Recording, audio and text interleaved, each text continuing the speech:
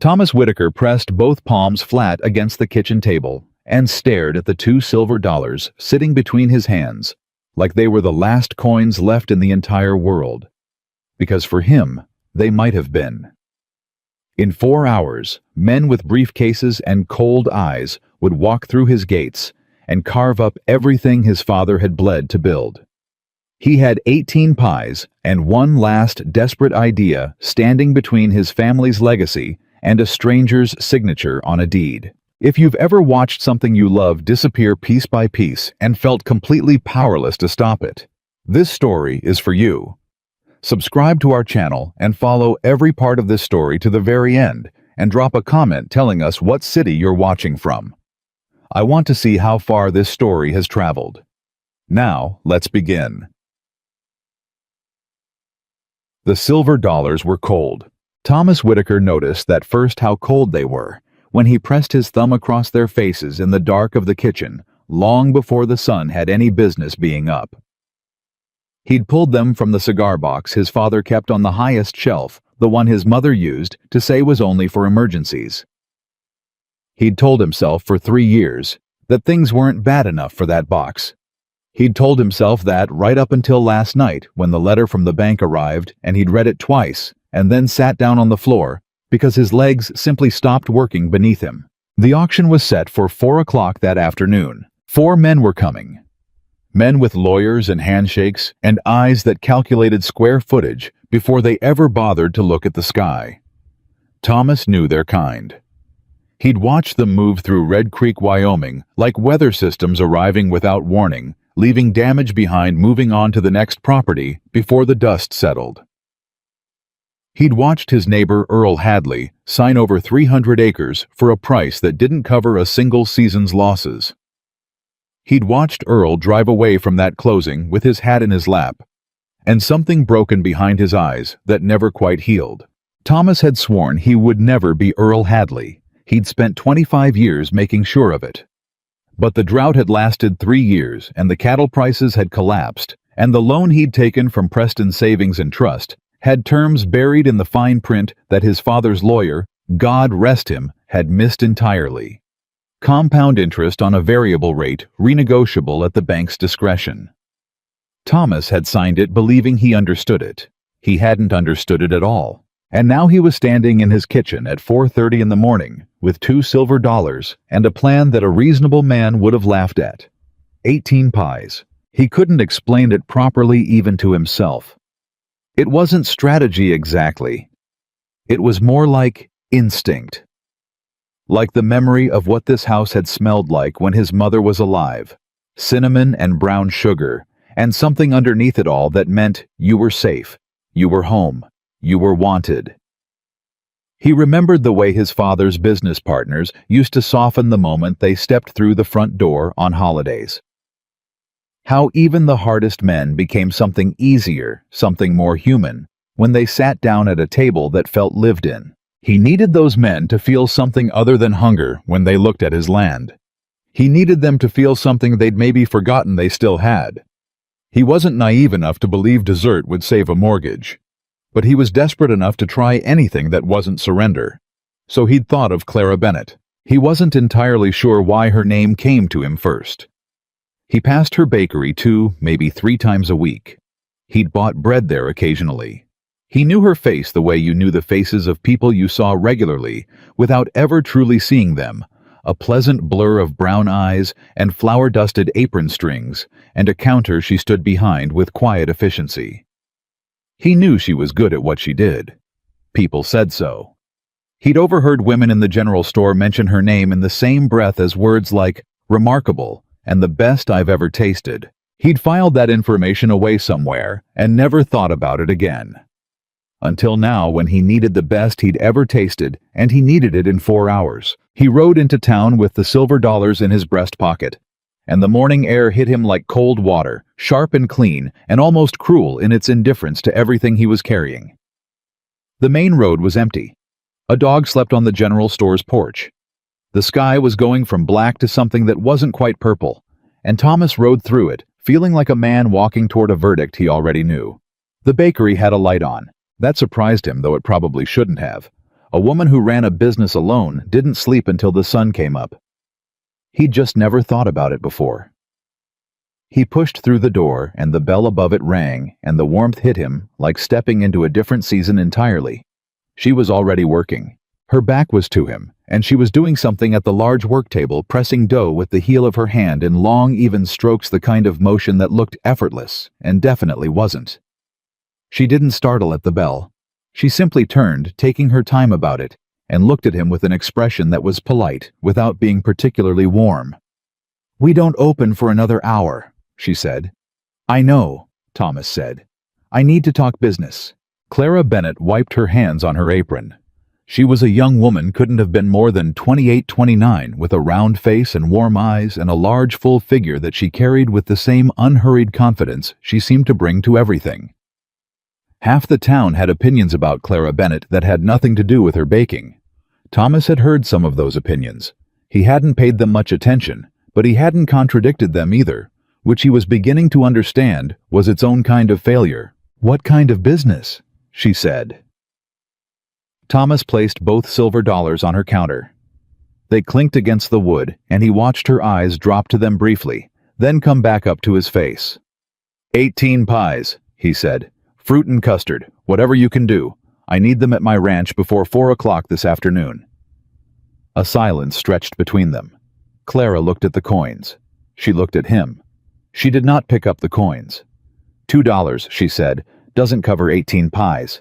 "It's what I have," Thomas said, and something in his voice said more than the words did. Clara studied him for a long moment.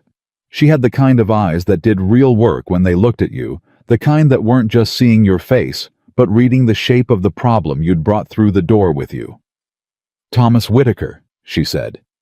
It wasn't a question. He blinked. "You know me." "I know your ranch," she said.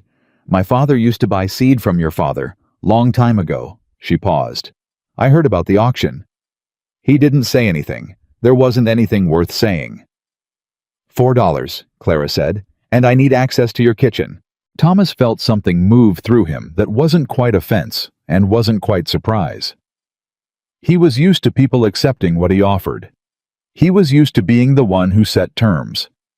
Even now, with everything collapsing around him, some part of him had expected that the natural order of things would hold in this small transaction, that the woman behind the counter would take what he gave and be grateful for it. She hadn't moved. She wasn't being unkind about it. She wasn't being combative. She simply stood there with the same calm certainty she'd brought to pressing that dough, like she had all the time in the world, and no particular need to fill the silence. $4, Thomas repeated. $4, she said. "That covers ingredients and my time. If you want 18 pies by 4 o'clock, that's what it costs." He reached into his pocket, felt around. He had $3 and some coins. He'd have to stop at the bank on the way, not for any loan, just to pull from what little remained in his account before the afternoon's events made that account someone else's problem. "I'll have it," he said. "Then we should leave soon," Clara said. She was already untying her apron, already turning toward the back room. "I'll need to bring my own flour, and my rolling pins, and you'll need to tell me exactly what you have in that kitchen." "Not much," he admitted. "That's all right," she said from the back room.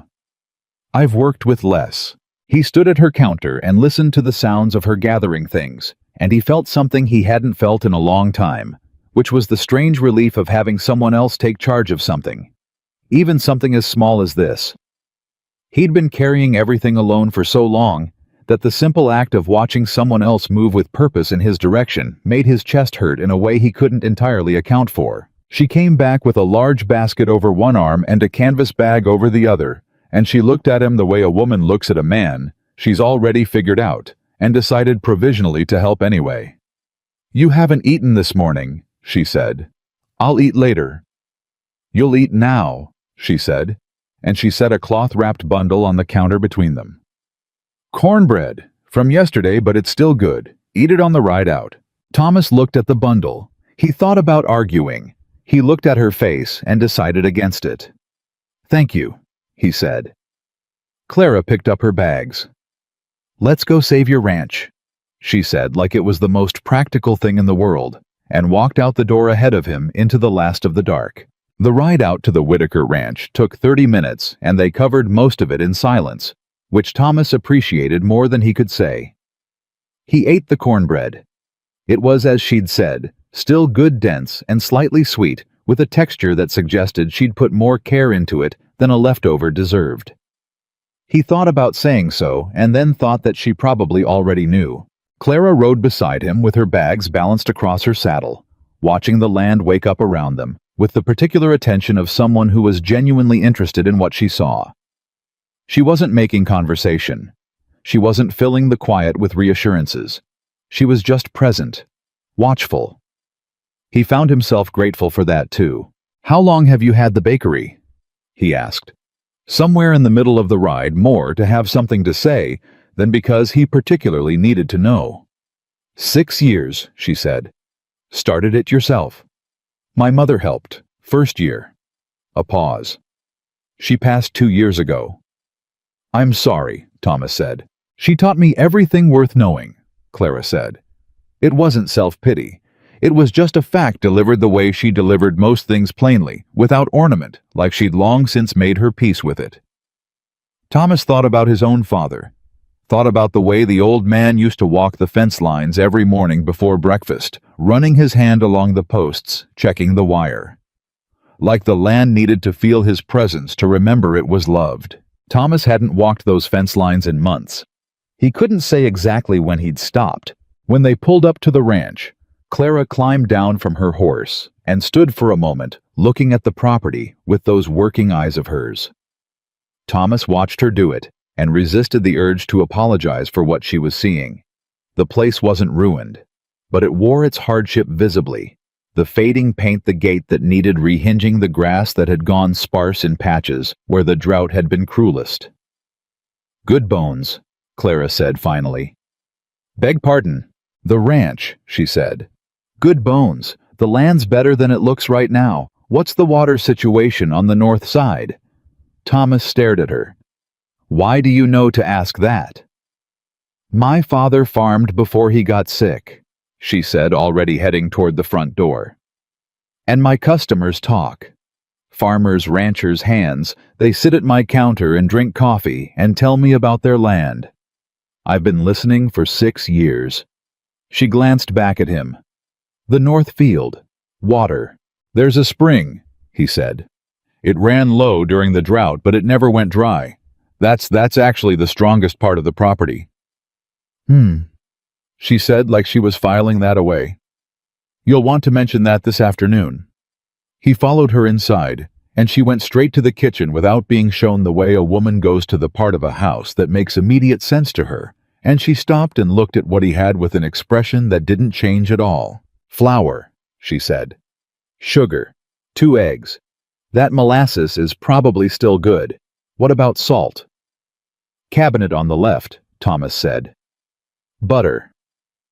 "I can ride to the Hendersons. They're a mile east. Margaret Henderson would lend me butter." "Do that," Clara said. She was already pulling her rolling pins from the canvas bag. "And apples, whatever you can get. If she has dried cherries, take those too. Ask nicely." "I always ask nicely," Thomas said. Clara looked at him over her shoulder with one eyebrow raised just slightly, and somehow that single look communicated more than a full sentence would have, and Thomas felt absurdly like a schoolboy. He went to get the butter. Margaret Henderson gave him butter and dried cherries and a small paper bag of spiced sugar that she said Clara might know what to do with if Clara was the one baking. And then she looked at Thomas with the expression of a woman who had known him since he was 8 years old and had complicated feelings about what she was watching happen to him. "You doing all right, Thomas?" she said. "I will be," he said. She pressed the paper bag more firmly into his hands. "You ride back safe," she said.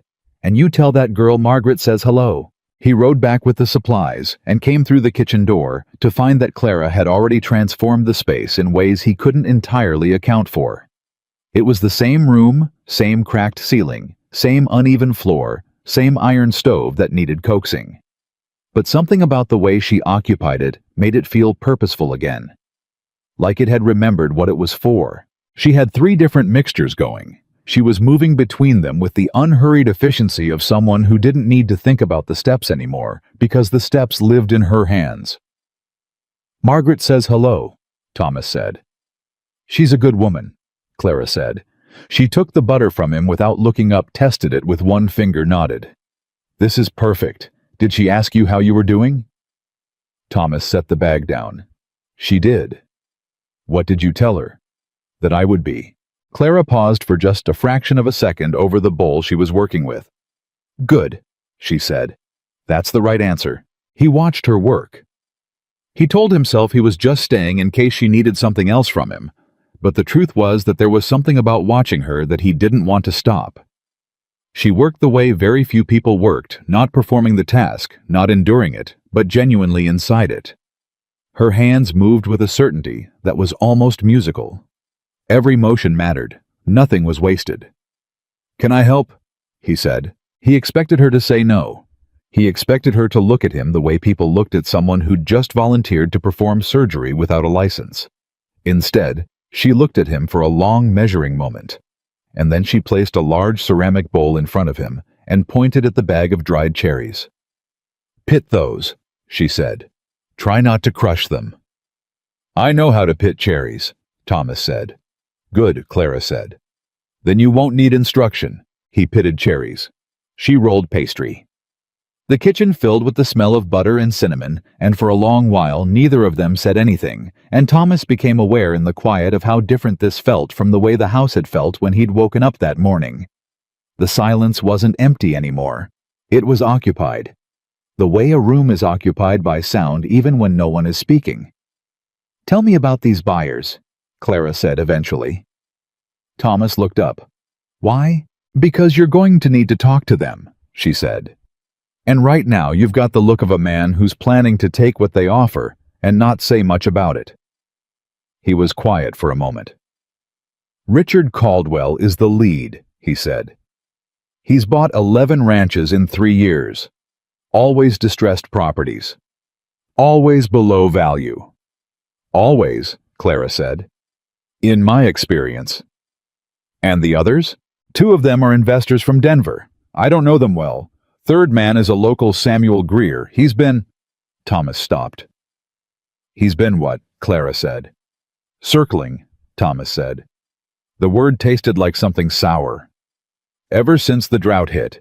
He sent a man out here twice to talk numbers. I sent that man back both times." Clara was quiet for a moment working the pastry. "Does Greer know about the North Spring?" she said. Thomas frowned. "I don't see why he would." "Does Caldwell?" "He wouldn't have had anyone out here. He just looks at the bank figures." "Then that's your card," Clara said. She said it simply the way you'd tell someone their hat was sitting crooked. "That's the thing you hold, and you don't lead with it. You let them start low. You let them think they have the full picture. And then you tell them about the North Spring and what it means for the land value, and you watch what happens to their numbers." Thomas stared at her. "You work this out from behind a bakery counter. I work it out from 6 years of listening to people talk about the things that matter to them," Clara said. "Land is the thing that matters most around here. Always has been." She glanced at him. "You know what Caldwell's weakness is. Tell me." "He wants to feel like he found something other people missed," she said. "Men like that, men who've done this 11 times, they start to need the story as much as the land. They want to go home and say they saw something nobody else saw." She rolled the pastry in a long, smooth stroke. "Give him the North Spring like you just remembered to mention it. Like it's so obvious to you that you almost forgot it was interesting. Watch his eyes when he hears it." Thomas sat with that for a moment. "You figured all that out about Richard Caldwell from bakery gossip," he said. "From the way his foreman talks about him," Clara said. "Every man's foreman will tell you who that man really is if you pour the coffee right and don't say much." She didn't smile exactly, but something around her eyes changed. "He comes into town 3 or 4 times a year. His foreman is a regular." Thomas thought about the woman. Everyone in town had opinions about the woman they described as harmless, or as a shame, or as sweet in the way people said sweet about someone they'd already decided wasn't going to threaten anything. and he felt something that was part embarrassment and part something sharper than that. He'd done the same thing. He'd looked at Clara Bennett a dozen times and seen exactly what was easiest to see, and never once asked what was behind it. "I owe you an apology," he said. Clara looked at him. Her hands kept moving. "For what exactly?" "For not." He stopped, started again. "I've passed your bakery 100 times." 2 or 3 times a week, she said, without particular emphasis. "I know. And I never—" "You bought bread," she said. "That's what the bakery is for." "That's not what I mean," Thomas said. She held his gaze for a moment. Then she looked back at her work. "No," she said. "I know what you mean." A pause. "Finish the cherries." He finished the cherries. The morning burned off into mid-morning, and the kitchen kept getting warmer, and the smells deepened and layered pastry and cinnamon, and the bright sharp sweetness of fruit as it softened in the heat. Thomas caught himself checking the clock on the wall less than he'd expected to. The afternoon no longer felt like a wall he was running toward. It felt like something that was coming at its own pace, and he would be ready or he wouldn't, but either way, the pies would be made. Clara finished the first set and slid them into the oven with the careful attention of someone delivering something valuable, and then she leaned on the counter and drank a cup of water and looked at him. "What was it your father always said about this place?" she asked. The question caught him off guard. "What makes you think he said anything?" "Because men who fight this hard for land are fighting for something someone told them it meant," Clara said. "What did he say?" Thomas was quiet for a long moment. "He said a man who holds on to his land holds on to his word," he said. "That the ranch was proof you'd done what you said you'd do. That you were the kind of man who finished what he started." Clara nodded slowly. "Then say that," she said. "This afternoon, when Caldwell starts talking numbers. Don't argue the numbers. Tell him what this land means." "Men like Caldwell don't care what land means," Thomas said. "No," Clara said. "But the other men in the room will. And Caldwell cares about what the other men in the room think of him." She picked up her rolling pin again. "You're not trying to change his mind, Thomas. You're trying to change the temperature of the room." He looked at her for a moment. "Clara," he said. She looked at him. "Why are you helping me?" he said. "Not the pies. Why are you—" He gestured vaguely, meaning all of it. The strategy. The coffee gossip analysis. The apron she'd handed him the way a general hands someone a rifle. She was quiet for a long moment, long enough that he thought she might not answer. "My father lost his farm," she said. "When I was 12, bank called the note early. We had 30 days. She pressed the pastry with the heel of her hand. "Nobody baked us 18 pies. The oven ticked. Somewhere outside, a horse shifted its weight in the paddock." "I'm sorry," Thomas said. "Don't be sorry," Clara said. "Just don't waste what I'm giving you." The second set of pies went in, and the third, and by early afternoon, the house. This house that had felt hollow and forgotten, and like something already in the past tense, smelled like something deeply, stubbornly, undeniably alive. Thomas carried the finished pies to the dining room table and arranged them the way Clara directed, and he stepped back and looked at what she'd made and felt something move through his chest that he hadn't been able to name for years. He wanted to call it hope. He was almost afraid to. But there it was sitting on his table, in 18 golden-crusted pies, smelling like his mother, and tasting like something worth fighting for. He heard the sound of horses on the road. He heard the sound of carriage wheels. He straightened his jacket and walked to the front of the house, and Clara was already there, standing just inside the doorway. Her apron off, now, her hands folded in front of her, watching the road with that same calm working attention she brought to everything. "Ready?" she said. Thomas looked out at the men coming up his drive, 4 of them with their lawyers and their briefcases, and their eyes that had seen 11 ranches turned into line items in a ledger, and he thought about what his father used to say about a man who held his land. "Ready," he said. But then he heard it. The lead carriage door opening, and Richard Caldwell climbing out, and the man stopping for just a moment at the gate to the yard. stopping, looking at the house. Thomas watched his expression, and what he saw in Caldwell's face in that single unguarded moment before the professional mask came back down was something he hadn't expected. Caldwell smelled the pies. And for just a second, something human moved behind his eyes. Thomas took a breath. "Let them in," he said quietly.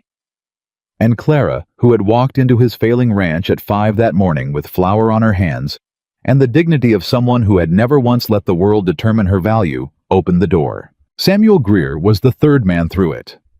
He was broad-shouldered and sharp-eyed, and he looked around the front hall with the proprietary air of someone who had already signed papers in his head. His gaze moved past Clara, the way it moved past furniture, quickly dismissively landing on Thomas like she wasn't there. "Mr. Whitaker," Greer said. "Nice of you to get the place smelling pretty for us."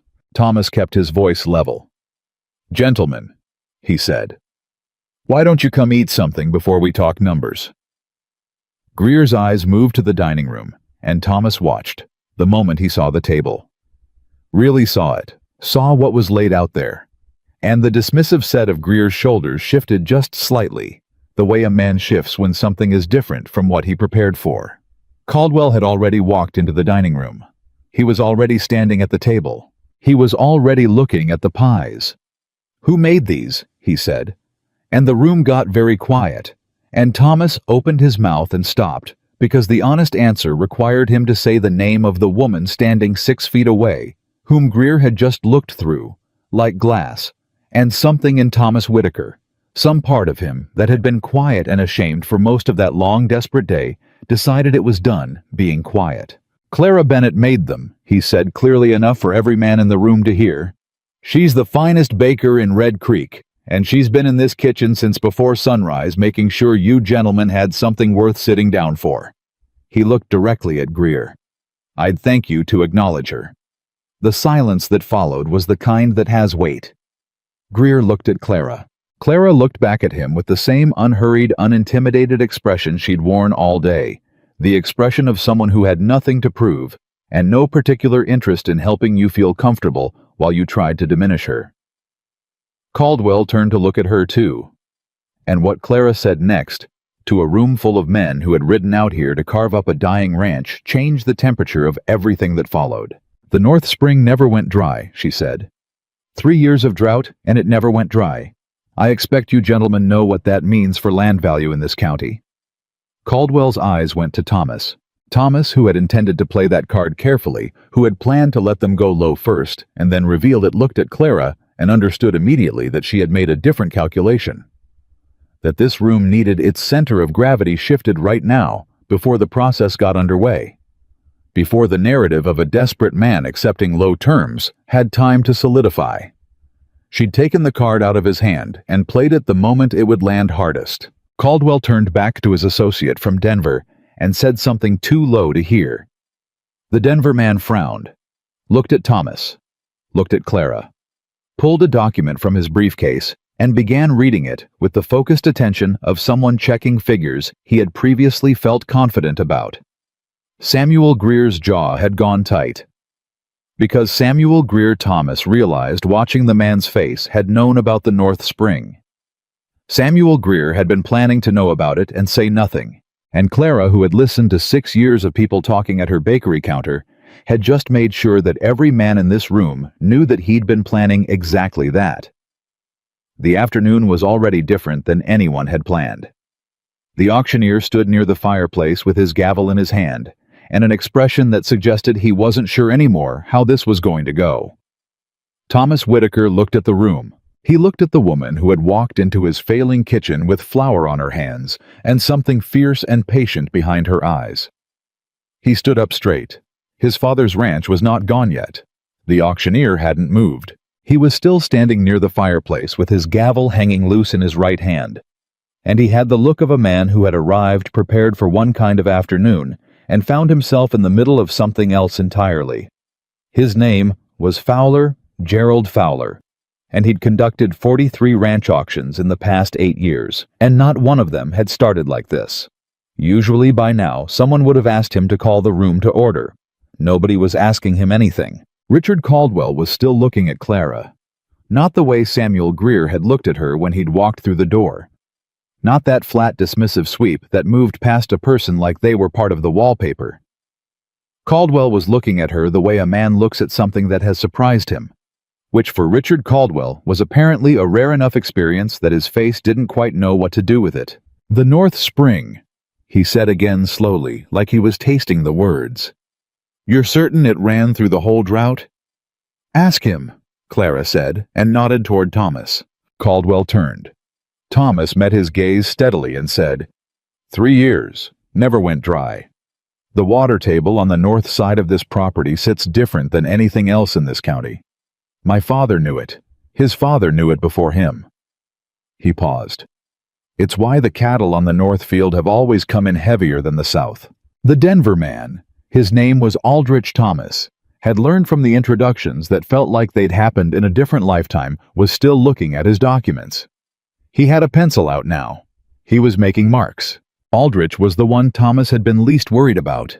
He was the one Thomas should have been most worried about because a man who goes straight to his papers when surprised is a man who trusts numbers more than impressions, and a man who trusts numbers more than impressions will eventually arrive at a number that is accurate. "What's the assessed value on the north parcel separately?" Aldrich said, not looking up. "It's not been assessed separately," Thomas said. "It's always been part of the whole." "It should have been assessed separately," Aldrich said, and this time he did look up, and he looked at his colleague from Denver, a heavier man named Marsh, who had eaten 2 pieces of pie without appearing to notice he was doing it, and something passed between them that was not quite a conversation, but was definitely communication. Greer had moved to stand near the window. He was not eating pie. He was watching Clara with an expression that Thomas was finding increasingly difficult to read. It wasn't the dismissiveness from before. It had curdled into something more complicated, something that had threat underneath it, though it was wearing the clothes of casual observation. Clara was not watching Greer. But Thomas was watching her, not watching him, and he understood that she was aware of every move the man made. "Miss Bennett," Caldwell said. Clara looked at him. "You said you know this land," Caldwell said. It was almost a question. Almost. "How do you know this land?" "I know people who've worked it," Clara said. "Hands who've come through this county for 20 years. Seasonal men who move between properties and talk about what they've seen." She kept her voice even and unhurried. "And I know Thomas's father by reputation. He was a man who improved what he inherited. That's not as common as people think." Caldwell was quiet for a moment. "You're not his lawyer," Caldwell said. "No," Clara said. "Not his business partner." "Not yet," Clara said. The room went very still. Thomas heard his own heartbeat. He hadn't known she was going to say that. He hadn't discussed it with her. It had simply come out of her the way the North Spring information had come out at exactly the moment it would matter most, with exactly the right weight behind it. Caldwell looked at Thomas. Thomas looked at Clara. And in that triangular silence, something shifted in the room that Fowler's gavel had nothing to do with and couldn't have created. Greer turned from this window. "Now hold on," he said. "We came here for an auction, not a business meeting." His voice had the particular sharpness of a man who sees something slipping and is trying to stop it without appearing to try. "Whitaker, you've got a debt figure the bank certified. That figure doesn't change because someone had a good morning in the kitchen." "Samuel," Thomas said. Greer looked at him. "You knew about the North Spring," Thomas said. It wasn't a question. It didn't have the rising inflection of a question. It landed flat and final, and Thomas watched the color change in Greer's face, not dramatically, not in a way a stranger would notice. But Thomas had known Samuel Greer for 15 years, and he knew exactly what that particular stillness around the man's eyes meant. "I don't know what you're implying," Greer said. "I'm not implying anything," Thomas said. "I'm saying it plainly. You had a man out here twice. Your man walked the north field both times. He asked questions about the spring specifically." Thomas let that sit for a moment.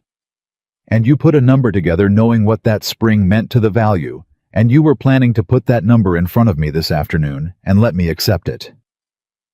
Greer's voice went cold. "Be careful, Thomas." "I've been careful," Thomas said. "That's how I got here."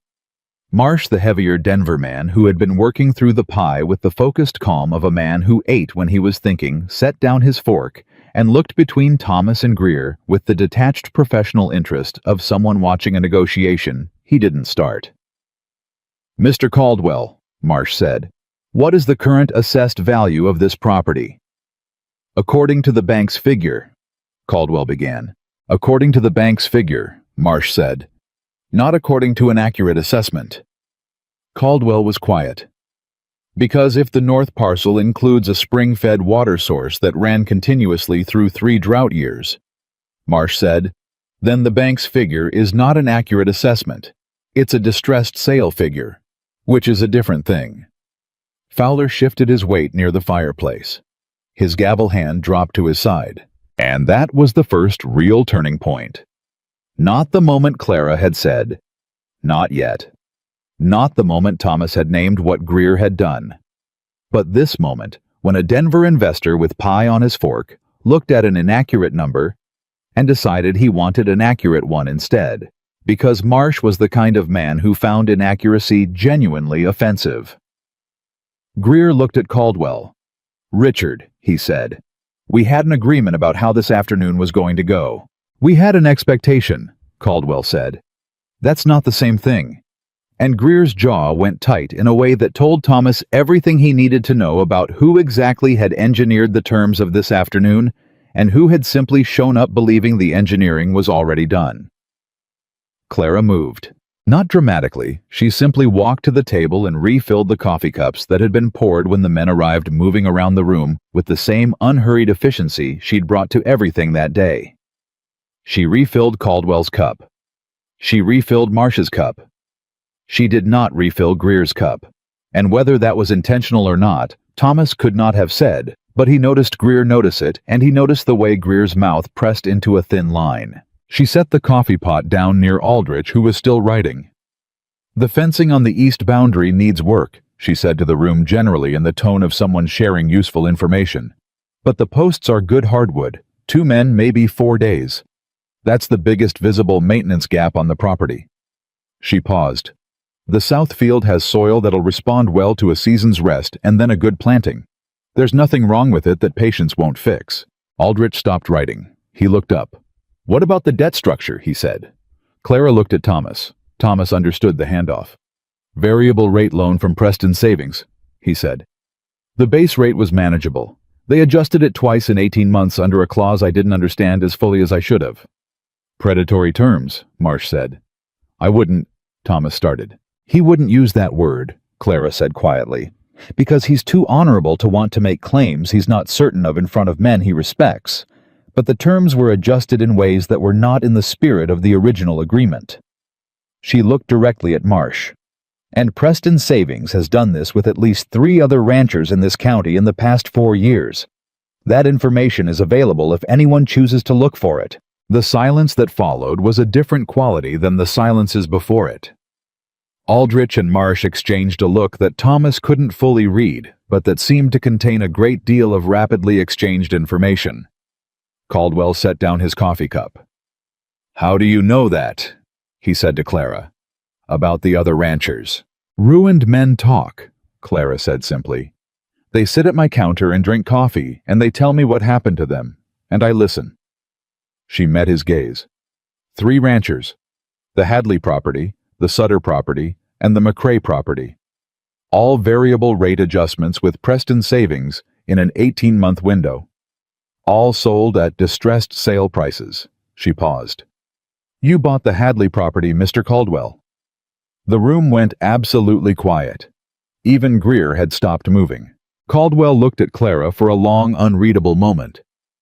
"I bought it at the offered price," he said. "I know," Clara said. "I'm not accusing you of anything. I'm telling you what the pattern looks like from where I stand." A pause. "And I'm suggesting that a man in your position might find it worth knowing that there's a pattern." Thomas watched Richard Caldwell's face and saw something happen there that he hadn't expected to see. Not anger, not defensiveness. Something more like recalibration. The face of a man who had operated with a set of assumptions that had just been quietly rearranged and who was intelligent enough to understand the implications of the rearrangement. Greer took a step forward. "This is completely—" "Samuel," Caldwell said. Greer stopped. "Sit down," Caldwell said. It was said quietly. It was not a suggestion. Greer sat down. Thomas looked at the man who had circled his property for 2 years like a hawk riding a thermal patient, certain waiting for the moment when Thomas was low enough to take, and he watched Samuel Greer sit down in a chair in Thomas Whitaker's dining room and set his hands flat on his thighs like a man who had just been told in no uncertain terms that the afternoon no longer belonged to him. Something loosened in Thomas's chest that he hadn't even known was tight. Marsh leaned toward Aldrich and spoke quietly for a moment. Aldrich responded. Papers moved between them. Caldwell turned to Thomas. "Mr. Whitaker," he said, "I'd like to take a walk through the property, specifically the North Field and the spring." "I'll take you," Thomas said. "I'd like Miss Bennett to come as well," Caldwell said. Thomas looked at Clara. She was already setting down the coffee pot. "Of course," she said. They left Greer in the dining room with Fowler and his gavel, and they walked out into the afternoon, Caldwell Marsh, Aldrich, Thomas and Clara, and the light was long and golden. The way it got in Wyoming in the late afternoon, the kind of light that made even tired land look like something worth fighting for. Thomas walked them to the North Field, and he talked the way Clara had told him to talk, not about numbers, not about debt, not about what he owed or what he was owed, but about what the land was, what it had always been, what his father had told him it could become with the right management.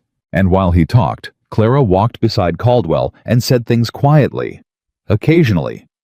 Things Thomas could only partially hear, observations about soil, about water rights, about the kind of stability a continuous spring source represented in a drought-prone region. She wasn't performing. She wasn't selling. She was sharing information with the precise confidence of someone who had spent years absorbing what mattered to people who lived and died by this kind of land.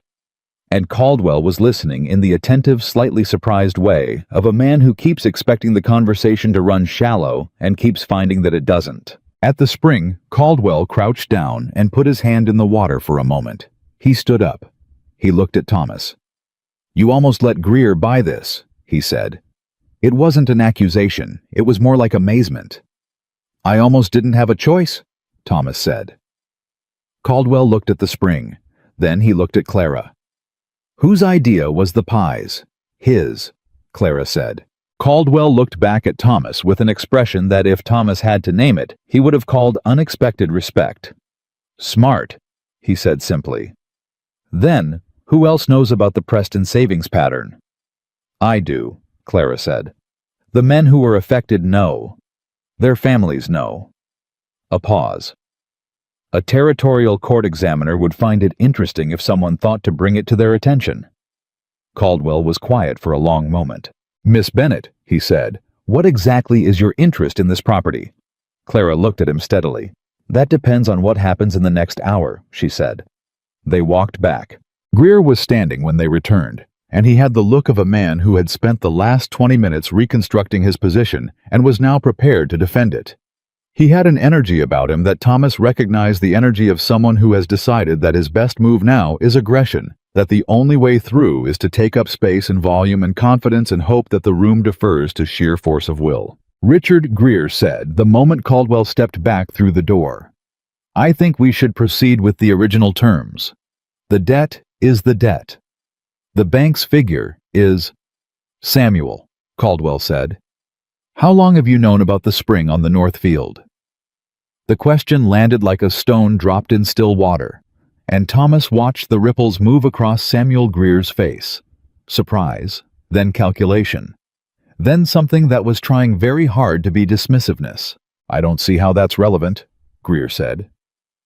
"That's interesting," Marsh said from his chair. He was still eating pie. "Because it's relevant to me." Greer looked at Marsh. "You don't have standing here." "I have money here," Marsh said pleasantly. which in my experience creates its own kind of standing. He picked up his coffee. And I'm interested in this property, Mr. Greer. More interested than I was 2 hours ago, so I'd appreciate it if the conversation stayed honest. And that was the second major turning point. Not because Marsh was a hero, not because he was acting out of anything other than his own financial interest, but because his financial interest had just aligned with Thomas's survival. And when a Denver investor with a full cup of coffee and a second slice of pie decided the conversation should stay honest. Samuel Greer's 2 years of careful positioning evaporated like morning fog. Greer looked around the room. He looked at Caldwell, who was watching him with the flat assessment of a man doing a final calculation. He looked at Thomas, who had stopped being a desperate man in the last few hours, and was just standing in his own house. He looked at Clara, who was watching him with an expression that gave away nothing and missed nothing. "I want a private word with you, Richard," Greer said. "You can have one," Caldwell said, "after we finish." "This isn't," Greer began. "Samuel." Caldwell's voice had dropped half a register. "Sit down." It was the second time. Greer sat down. Clara moved to stand beside Thomas. Not dramatically, not making a show of it, just shifting her position so that she was next to him, the way an ally stands next to someone they've decided to stand with. And Thomas felt that small shift in position more than he'd felt most of the large things that had happened today, because it was the thing that was most freely given. Aldrich looked up from his papers for what felt like the first time in an hour. "Mr. Whitaker," he said, "I'd like to propose something." Thomas looked at him. "An independent assessment," Aldrich said. "Full property value, including the North Water rights conducted by a surveyor agreed upon by all parties. The auction is suspended pending that assessment." He looked at Fowler. "Is that within procedure?" Fowler blinked, looked at his gavel, looked at Thomas. Yes," he said. "If all parties agree to suspend, the auction can be postponed pending new information." "All parties," Greer repeated, and his voice had the last remnant of threat in it. "I don't agree." "You don't have to," Marsh said pleasantly. "You're not the bank. You're a prospective buyer. The bank and the property owner have to agree.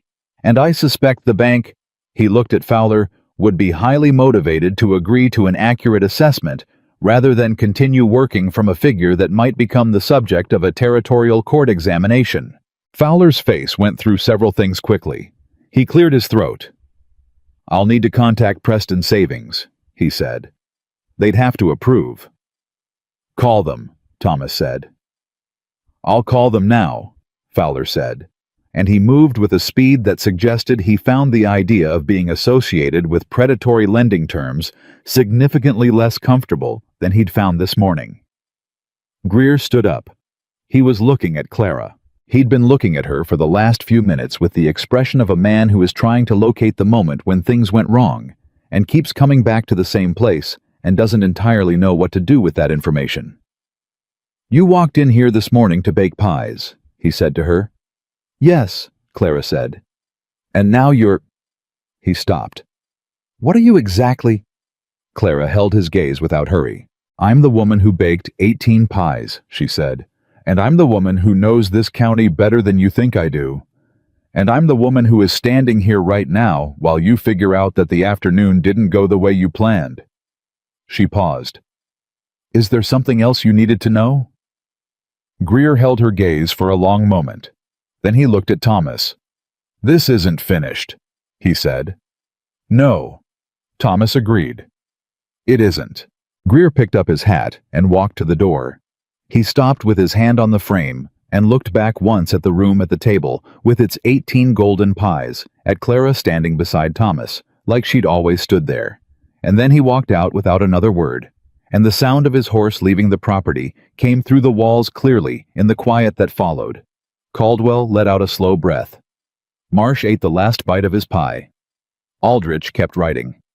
Thomas looked at Clara. She looked back at him. "You didn't tell me you were going to say that," he said quietly. "Not yet." "No," she said. "Were you planning to—" "I was thinking about it," Clara said. And then it was the right moment, so I said it. Thomas was quiet for a moment. "Did you mean it?" he said. Clara looked at the table, at the pies, at the men, who were still in the room, bending over papers and making the careful movements of people who were genuinely reconsidering something. $4, she said. "That's what I charged you for the pies." "I know," Thomas said. "A partnership is a different kind of conversation," she said. "One I don't start for $4. "I know," he said again. "I'm asking if you want to have it." Clara was quiet for long enough that Thomas started to wonder if he'd read everything wrong the whole day, the whole of it, all the things he'd thought were being communicated between them across bowls of cherry filling and cups of coffee and the quiet territory of his failing kitchen. Then she said, "Ask me again when this is settled." "I will," Thomas said.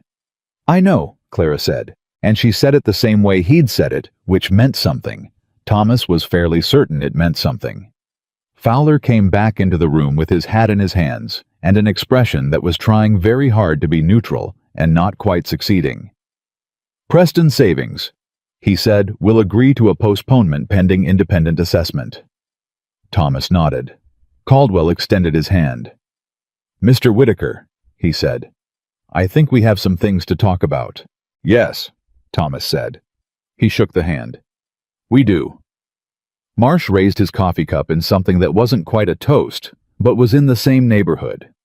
Aldrich finally put down his pencil, and Fowler set his gavel on the mantelpiece above the fireplace, where it sat in silence for the rest of the afternoon, which was, as it turned out, exactly where it belonged.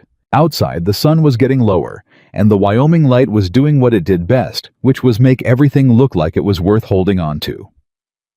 Thomas Whitaker stood in his dining room, surrounded by men who were reconsidering the value of his land, and he understood quietly, without ceremony, that the thing that had changed the afternoon wasn't the North Spring, and it wasn't Richard Caldwell's recalculations, and it wasn't even the territorial court implications that had made Gerald Fowler move quickly across the room.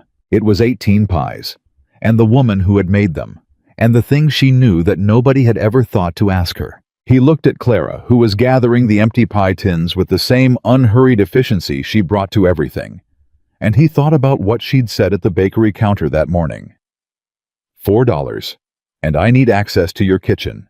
And he thought that of all the transactions he had made in 25 years of running this ranch, that was the one he would think about for the rest of his life. The one where someone made him pay what a thing was actually worth. The one that changed what was possible. Fowler left first. He shook hands with Thomas, nodded at Clara, without quite meeting her eyes, and tucked his gavel under his arm, like a man carrying something he was slightly embarrassed to be seen with. He'd arrived that afternoon as the instrument of a predetermined outcome.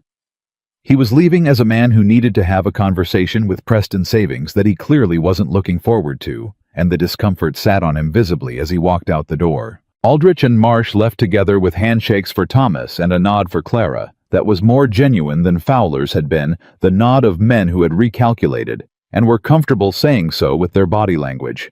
They would send word about the independent assessor within the week. They had names. They would be in touch. Caldwell was the last to go. He stood at the door for a moment with his hat in his hands, and he looked at Thomas, the way a man looks at another man when he's trying to figure out whether to say the thing he's thinking or leave it unsaid. He said it. "Greer is going to be a problem," Caldwell said. Thomas nodded.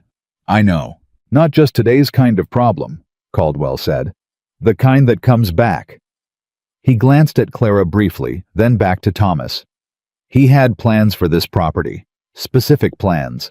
A man like that doesn't walk away from specific plans just because an afternoon went differently than he expected. "What kind of plans?" Clara said. Caldwell looked at her. He seemed to make a decision. "There's a rail line being surveyed," he said. "Northern route. Still preliminary. But the surveying teams have been through this county twice in the past year. The North Field, the spring, the flat grade of the land out there, it sits directly on the most favorable corridor." He paused. "That land isn't just valuable as rangeland, Miss Bennett. If the rail line comes through where the surveyors are looking, it's worth 3, maybe 4 times what any cattle operation would generate." The room was very quiet. Thomas felt something cold move through him that wasn't quite fear and wasn't quite anger. It was the particular sensation of understanding all at once the full shape of something you'd only been seeing the edges of. "Greer knew," Thomas said. "Greer knew," Caldwell confirmed. "And I suspect he's been working to ensure the Preston savings situation developed the way it did. I can't prove that, but I've watched him work before, and I know how he moves."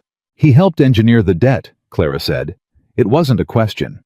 "I can't prove it," Caldwell said again, carefully. "But you believe it," she said. Caldwell held her gaze for a moment.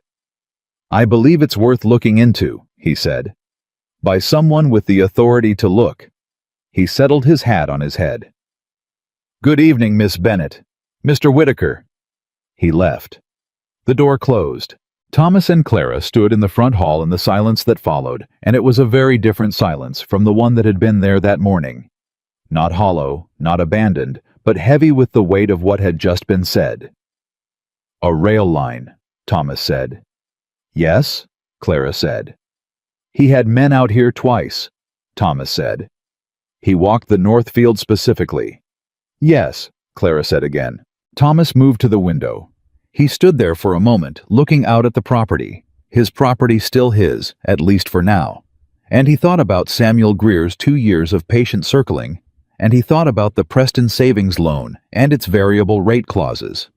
And he thought about Earl Hadley driving away from his closing with something broken behind his eyes, and he felt the anger arrive properly. Then not the hot, useless kind, but the cold, focused kind that had somewhere to go. He didn't just want the land, Thomas said. "No," Clara said. "He wanted everything your father built at the price of your desperation, so he could sell it to a railroad for 10 times what he paid." She paused. "And he was about 4 hours away from getting it." Thomas turned from the window. He looked at Clara. This woman who had come in at 5 in the morning with flour on her hands and changed the entire shape of the afternoon, and he said, "How long have you known about the rail survey?" Clara met his gaze steadily.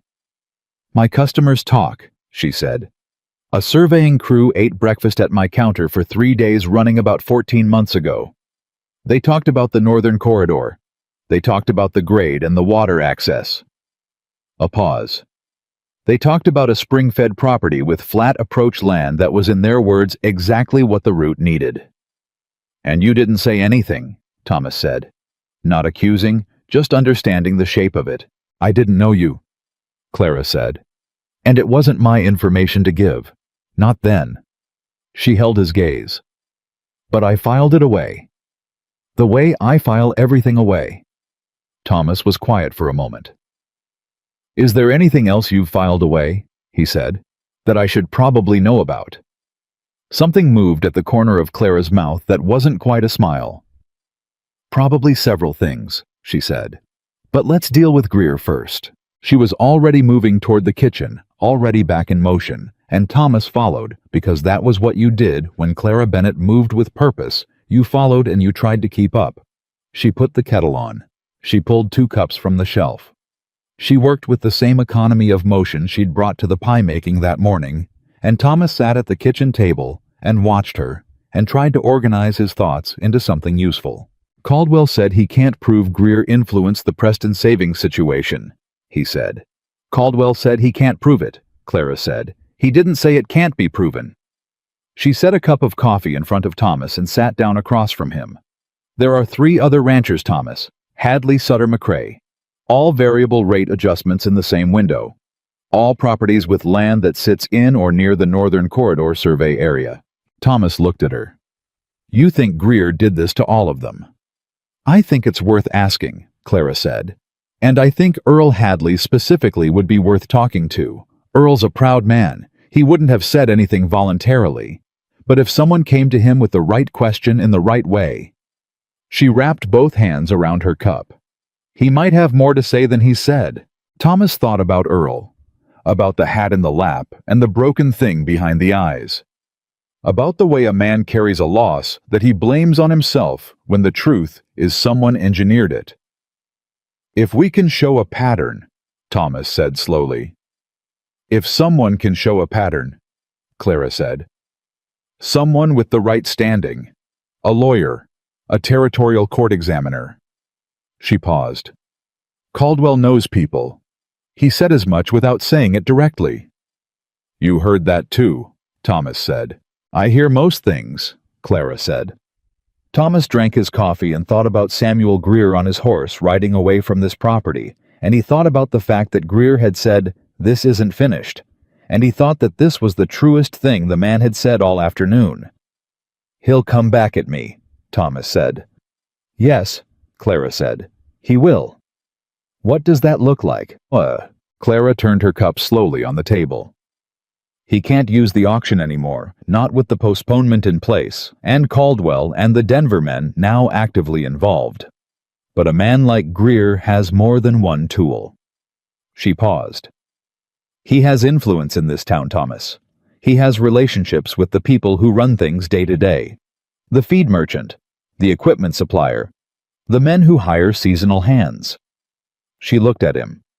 He could make running this ranch significantly more difficult without ever touching the legal situation. Thomas understood what she meant. The slow strangulation of ordinary commerce, the supplier who suddenly couldn't fill your order, the hands who got better offers somewhere else, the neighbors who stopped returning calls. None of it provable, all of it devastating. Then we need to move faster than he does, Thomas said. Yes, Clara said. We need the assessment done. We need the Preston Savings situation documented, and we need people in this county to understand what happened here today before Greer gets to tell his version of it. Thomas looked at her across the table. How do we do that? He said. Clara was quiet for a moment. People come into my bakery every morning, she said. Every single morning. Ranchers' hands, merchants, wives, traveling men, people passing through. They sit at my counter and they talk. She held his gaze. The truth about what happened this afternoon will be in this county by Friday morning, but only if the right person knows it by tomorrow. And the right person is, Thomas said. Margaret Henderson, Clara said immediately. She knows everyone. She's trusted by everyone. And she was already worried about you. She showed you that this morning when she sent the spiced sugar. Clara paused. You tell Margaret the truth. The whole truth, including the rail line and the Preston Savings pattern, and you trust her to do what she does. Which is, talk, Clara said. Margaret Henderson talks to people the way I listen to them. Between the two of us, there isn't much in this county that doesn't eventually get said. Thomas felt something that was almost like a laugh trying to form, which surprised him, given the day he'd had. He pressed it down. You and Margaret Henderson run an information network, he said. I wouldn't use those words, Clara said. But I wouldn't argue with them either. For a moment, just a moment, the weight of the afternoon lifted slightly, and Thomas Whitaker sat in his kitchen with a cup of coffee and looked at the woman across from him, and felt something warm and complicated move through him that he wasn't entirely ready to name. Then the front door opened. Both of them went still. Thomas was on his feet before the sound finished registering, moving toward the hall, and Clara was right behind him, not hiding, not retreating, just present and watchful at his shoulder. It was not Greer. It was a boy, maybe 14, maybe 15, with a Preston Savings envelope in his hand, and the look of someone who had ridden fast and was not entirely sure what he'd ridden into. Mr. Whitaker, the boy said. That's me, Thomas said. Letter from the bank, sir, the boy said. Mr. Fowler said to bring it direct. Said it was urgent.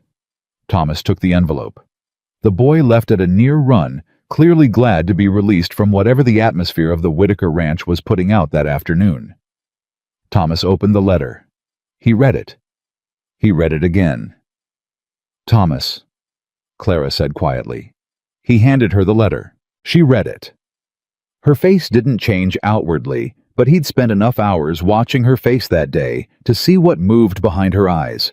A rapid, precise calculation, the kind she did so quickly and quietly that most people would never know she was doing it. The letter was from the president of Preston Savings, a man named Harlan Cross, and it was written in the careful hedging language of a man who had just gotten off a very uncomfortable telephone call with Gerald Fowler, and was now attempting to cover himself before the situation developed further.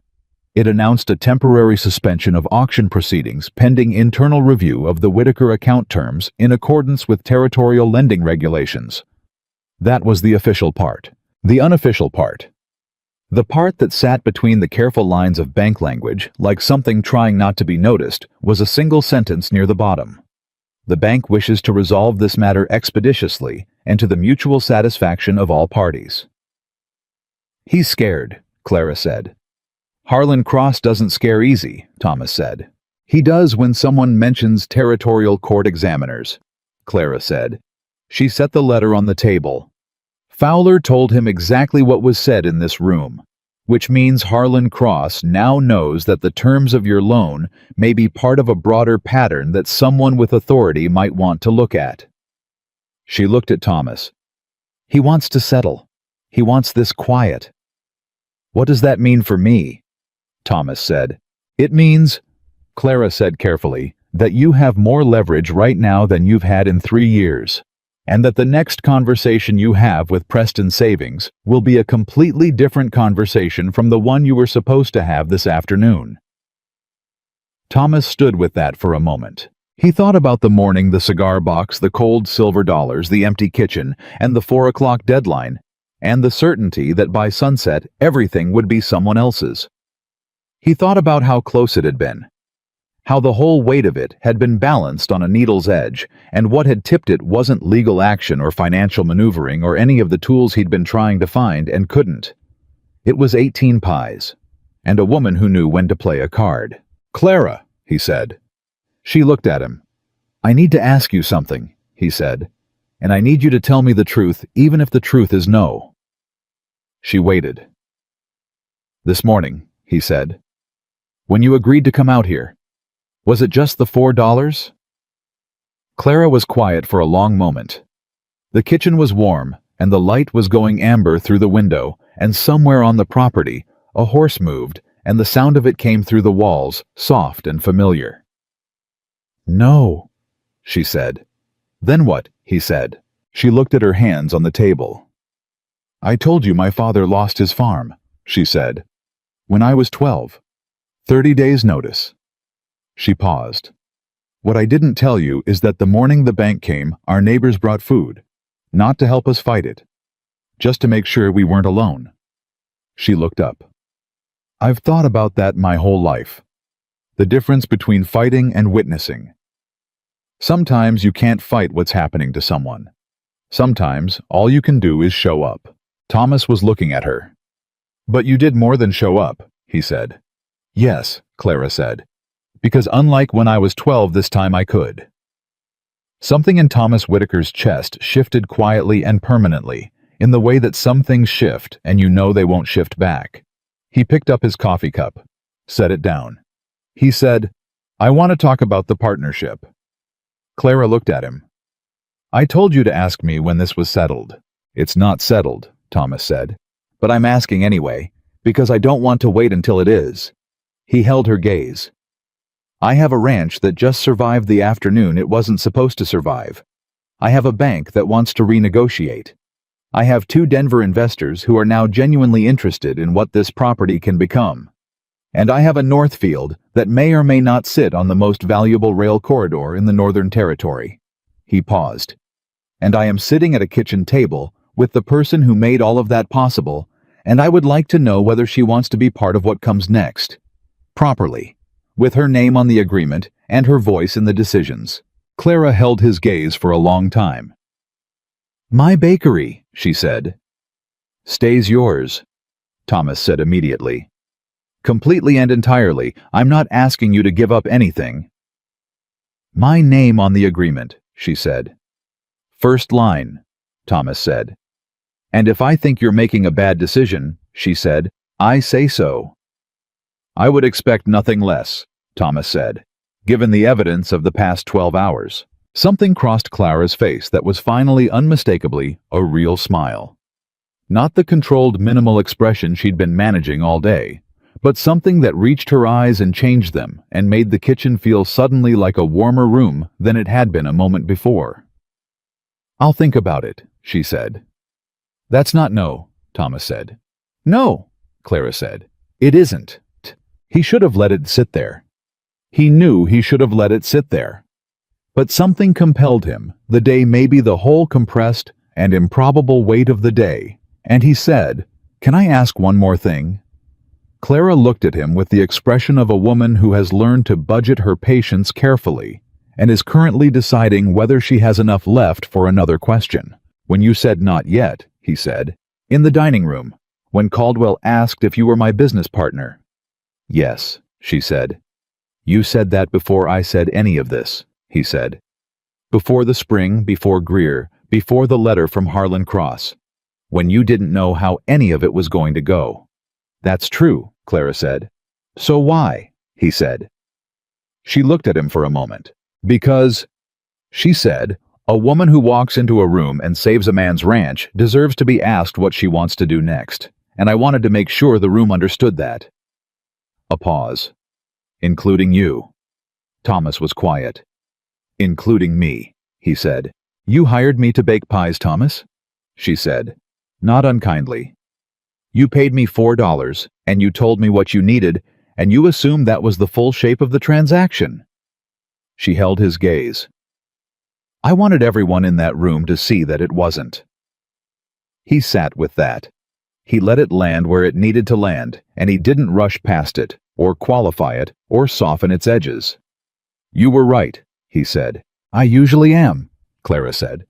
And this time the smile came with it, clean and quick, and Thomas found himself smiling back at her across the kitchen table, like a man who had forgotten what it felt like to smile, and was remembering now at the most unexpected possible moment.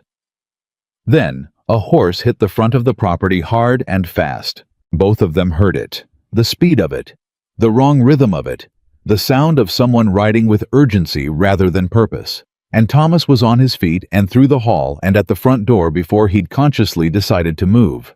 It was a rider he recognized. Ben Cawley, who ran the livery at the edge of town, a lean, weathered man in his 60s who Thomas had known since childhood and who was not the kind of man who rode hard for social calls. Ben pulled up, breathing almost as hard as the horse. "Thomas," he said, "you need to know something." "Tell me," Thomas said. "Greer," Ben said. "He rode into town from here and he went straight to the telegraph office." Ben wiped his face with his sleeve. "I was in the feed store next door. Walls thin. I heard him sending." He looked at Thomas with the particular expression of a man delivering news he doesn't want to deliver. He was sending to someone named Harlan Cross. Thomas went still. Clara had come to stand beside him at the door. "Greer knows the bank president," Thomas said. "Sounds like more than knows," Ben said. "Sounds like Thomas, the way he was talking, the way he was giving instructions." Ben shook his head. "It sounds like Greer's been running that man for a while." The cold thing moved through Thomas again, sharper this time. He looked at Clara. She was already looking at him, and her face had done the thing it did when she was calculating fast. Still outwardly, but with something moving quickly behind her eyes. "The letter," she said quietly. "The letter," Thomas said, because Harlan Cross's letter had arrived within an hour of Fowler leaving this property. And it had been written in the language of a scared man wanting to settle quietly. And Thomas had read it as Preston Savings responding to the threat of territorial court scrutiny. But if Greer was in the telegraph office, directing Harlan Cross, "He didn't write that letter because he was scared of a court examiner," Clara said. Each word was precise and careful. "He wrote it because Greer told him to." Ben looked between them. "What letter?" "The bank sent a letter postponing the auction proceedings," Thomas said. "It arrived right after Fowler left." Ben's face went through several things. "Thomas," he said slowly, "why would Greer want the auction postponed? He wanted the property." "Because," Clara said, and her voice had gone very quiet and very certain, "postponing the auction isn't the same as losing it. It's the same as resetting it, on different terms." She looked at Thomas. "If the original auction is officially suspended, it goes back through the bank's process. And if Greer has influence over the bank's process, He gets another shot at it, Thomas said, with better preparation, knowing everything that came out today. He felt the anger arrive again, sharper and more focused than before. Knowing about the rail line, knowing I'll have legal representation next time, and having Harlan Cross in position to structure the new process the way Greer needs it structured. Ben looked at them both. So what do you do? Thomas looked at Clara. Clara looked at the letter in his hand. You don't respond to that letter yet, she said. Not tonight. Responding tonight means responding before we know the full shape of what Greer is doing. She met Thomas's eyes. But tomorrow morning before the bank opens, you need to be in a lawyer's office, not a local one. There's a territorial attorney in Cheyenne, Thomas said. James Aldrich mentioned him this afternoon, separate from the Denver Aldrich. Can you reach him tonight? Clara said. Thomas thought about the telegraph office. Thought about Greer standing at that same counter an hour ago, sending instructions to Harlan Cross. Thought about using the same wire and the same operator and the same system. Ben, he said, is Hector Mays still the night operator at the telegraph office? Same as always, Ben said.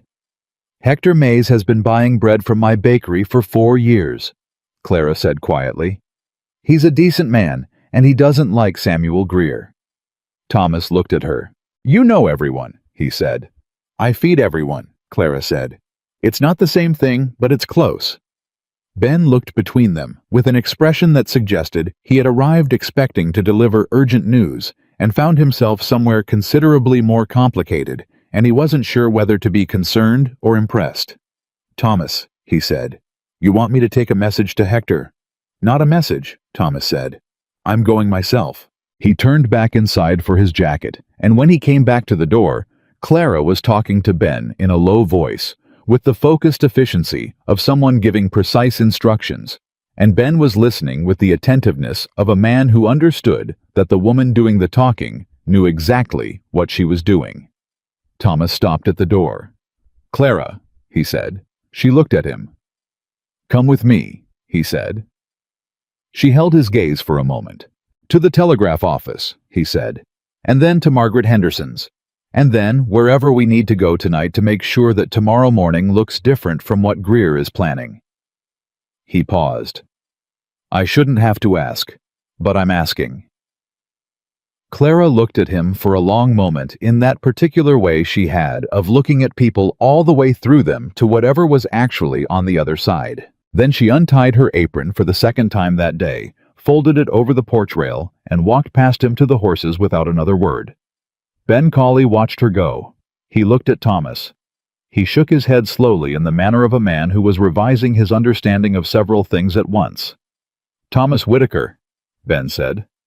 I don't know where you found that woman. Bakery on the main road, Thomas said. He was already moving toward his horse.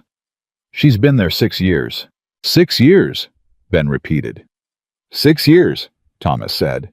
And I bought bread. He swung up into the saddle, and Clara was already moving, already pointing toward town, with the certainty of a woman who knew exactly where she was going, and Thomas Whitaker rode after her into the last of the Wyoming light, with his father's ranch still behind him, and Samuel Greer still ahead of him, and the full complicated truth of the day pressing against his chest like something he would be unpacking for a long time. But he wasn't alone in it. That was the thing. For the first time in 3 years, he was not alone in it. And that he was beginning to understand changed everything about what was possible. Hector Mays was a small man with ink-stained fingers, and the particular alertness of someone who processed other people's urgent business all day and had learned to stay professionally detached from the content of it. He looked up when Thomas and Clara walked through the telegraph office door, and his expression moved through several things quickly. Recognition, surprise, and then something that settled into careful neutrality. Mr. Whitaker, he said. Hector, Thomas said. Hector's eyes moved to Clara. Something warmer crossed his face. Miss Bennett. Good evening, Hector, Clara said. How's your mother's knee? Better, Hector said. The salve you recommended helped considerably. He glanced at Thomas, then back to Clara, and his professional neutrality slipped just enough to show what was underneath it. "You're here about the message Mr. Greer sent earlier." It wasn't a question. Thomas looked at him steadily. "I'm here to send my own message," he said. "To James Whitfield in Cheyenne, territorial attorney." Hector picked up his pencil. "Go ahead," he said. Thomas had composed it on the ride over. Clara had helped him shape it into the 20 words or fewer that telegraph rates demanded trimming without losing the critical information. He dictated it carefully. Hector wrote it down, tapped it out, and waited. The reply came back in 11 minutes. Whitfield would be on the first northbound coach in the morning. He would arrive in Red Creek by noon. He had handled Preston Savings matters before. He was interested. Thomas read the reply twice. He felt something settle in his chest that was almost like ground under his feet again, the sensation of having taken a step he couldn't take back, and finding that it held his weight. "Thank you, Hector," he said. Hector nodded. He hesitated for just a moment, pencil turning between his fingers. "Mr. Whitaker," he said. "For what it's worth." He stopped. "Say it," Thomas said. "Mr. Greer sent 3 messages," Hector said carefully. "Not one. The first was to Mr. Cross at Preston Savings. The second was to a man in Denver I didn't recognize." He paused. "The third was to the county land registrar." The room went very quiet. "The county land registrar," Clara said. "Yes, ma'am," Hector said. Thomas and Clara looked at each other across the narrow office, and the same understanding moved through both of them at the same moment, because the county land registrar was the office that processed deed transfers and recorded property boundary changes and handled, among other things, the formal documentation of easements, rail line easements. "He's trying to get an easement on record before the auction is officially suspended," Clara said. Her voice was low and precise. "If he can get a preliminary easement agreement filed on the north parcel before the legal situation is clarified—" "He doesn't need to own the land," Thomas said. "He just needs the rights to it." "And if those rights are on record first," Clara said, "the value of the land changes completely. For everyone except Greer." Thomas put both hands flat on the telegraph counter. "Hector," he said, "I need to send one more message." "To who?" Hector said. "To the county land registrar," Thomas said. "Tonight." Hector looked at the clock on the wall. "Office closes at 6, he said. "But Harold Fenn takes his supper at the Depot Hotel on Thursdays. He'll have the message by 7. "Send it," Thomas said. The message was simple. It was a formal notice of contested ownership status on the Whitaker North parcel filed by Thomas Whitaker, with legal representation pending effective immediately. It would not stop Greer's filing permanently, but it would create a flag on the record, a flag that would require any easement application to be reviewed in the context of contested status, which meant it couldn't be quietly rubber-stamped by a land registrar who may or may not have received his own instructions from Samuel Greer. Hector sent it. They rode to Margaret Henderson's. Margaret opened the door before they knocked, which meant she'd seen them coming up the road, which meant she'd been watching for something, which meant Ben Cawley had not kept the evening's events entirely to himself. And Thomas felt a small tired pulse of gratitude for the unofficial information systems of small Wyoming towns. "Come in," Margaret said, and she said it the way she said everything, like it had already been decided, and she was just announcing the fact. She looked at Clara with an expression that contained years of something Thomas couldn't fully read. "Clara." "Margaret," Clara said. They sat at Margaret's kitchen table, and Thomas told her everything. The rail line, Greer's telegraph messages, the land registrar, the letter from Harlan Cross, James Whitfield arriving at noon tomorrow. He told it plainly, and in order the way Clara had told him to tell things, without embellishment, without the emotion that wanted to come into his voice when he talked about the shape of what Greer had been doing and for how long. Margaret listened without interrupting, which was not her natural mode, and indicated the severity with which she was receiving the information. When Thomas finished, she sat for a moment with her hands around her coffee cup. Earl Hadley, she said. Yes, Clara said. I've thought for 2 years that something was wrong with what happened to Earl, Margaret said. He's a careful man, not the kind to miss things in a loan document. She looked at Thomas. He blamed himself. Hard. He shouldn't have, Thomas said. No, Margaret said. He shouldn't have. She stood up with the decisiveness of a woman who had been waiting for a reason to move. I'll go see Earl tonight. Margaret, Thomas began. Earl lives 4 miles from here, Margaret said, already moving for her coat. His wife Agnes is my closest friend. If there is something to be said about what happened to that man's farm, I will hear it tonight, and I will have it ready for your lawyer from Cheyenne when he arrives tomorrow. She looked at Thomas with an expression that allowed no argument. Go home. Get some sleep. You have a full day tomorrow. Thomas looked at Clara. Clara looked at Margaret with an expression that Thomas could only describe as recognition. 2 women who moved through the world by knowing things and being trusted with things, looking at each other across a kitchen table. Be careful how you ask him, Clara said quietly. He'll shut down if he thinks you're building a case. Ask him what happened to him, just that. Let him tell it. Margaret held Clara's gaze for a moment. I know how to talk to Earl Hadley, she said. Not sharp, just certain. I know you do, Clara said. They left Margaret pulling on her coat, already composing the conversation in her head, and they rode back through the dark toward Red Creek, with the night pressing close around them, and the events of the day settling into something Thomas was still trying to find the full shape of. They were halfway back when Clara said, You're quiet. I'm thinking, Thomas said. About Greer. About all of it, Thomas said. About how close it was. He rode for a moment in silence. I woke up this morning, and I thought today was the end. I thought by tonight I would be figuring out where to go next, what to do after. He paused. I hadn't let myself think past the auction in so long that I'd stopped being able to imagine anything on the other side of it. Clara was quiet beside him. And now, she said. Now, Thomas said. I'm trying to get used to the fact that there is another side.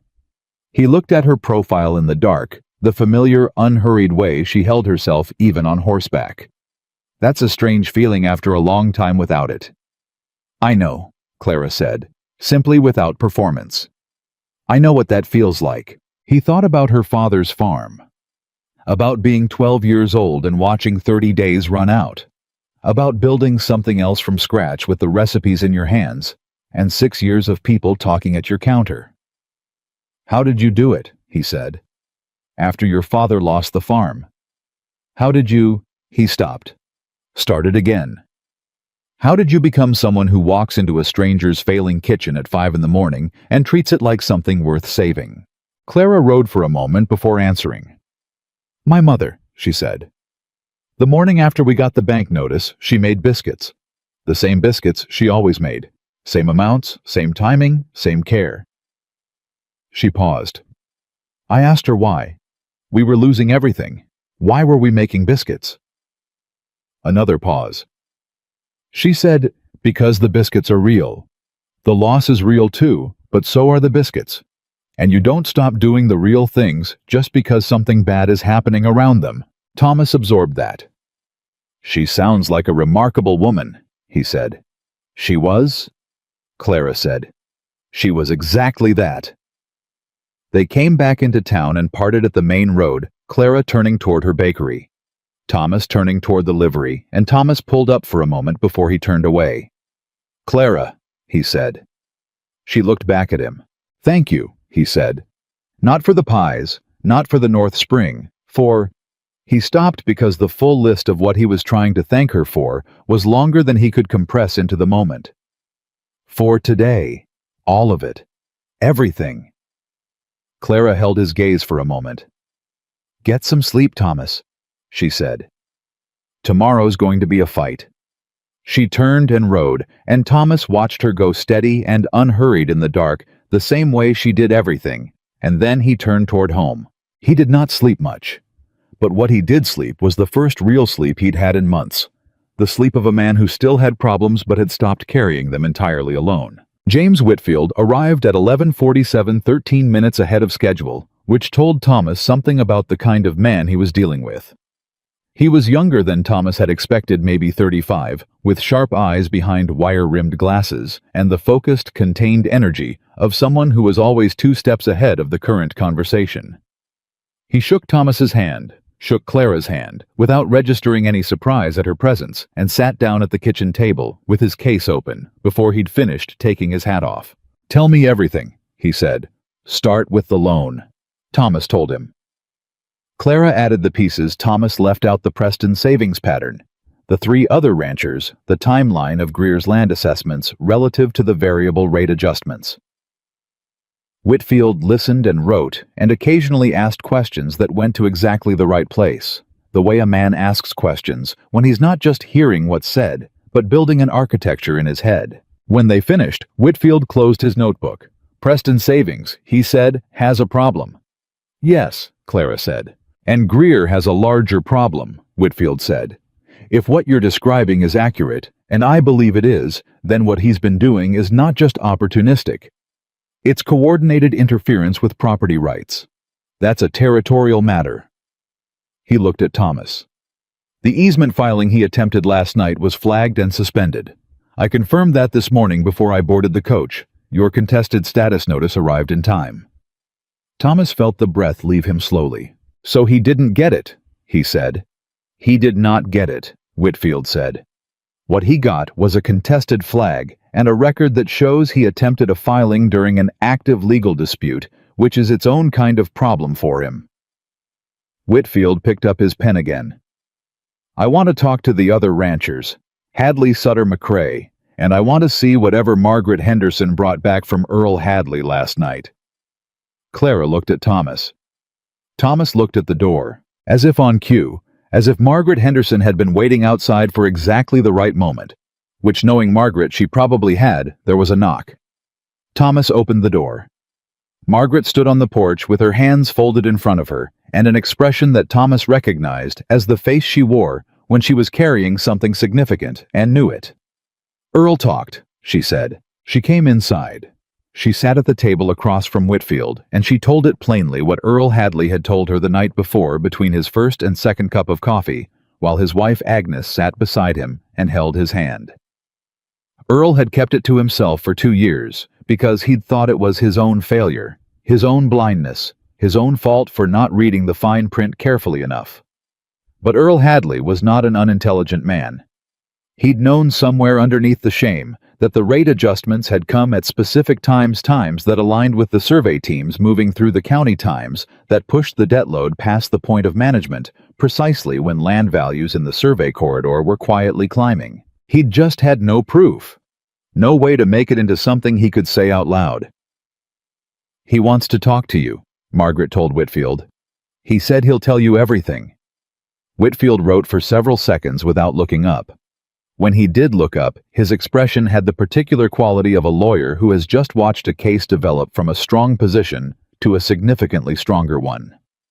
"Mr. Whitaker," Whitfield said, "I think we should discuss what you actually want to happen here." Thomas looked at him. "What do you mean?" "I mean, there are several possible outcomes," Whitfield said.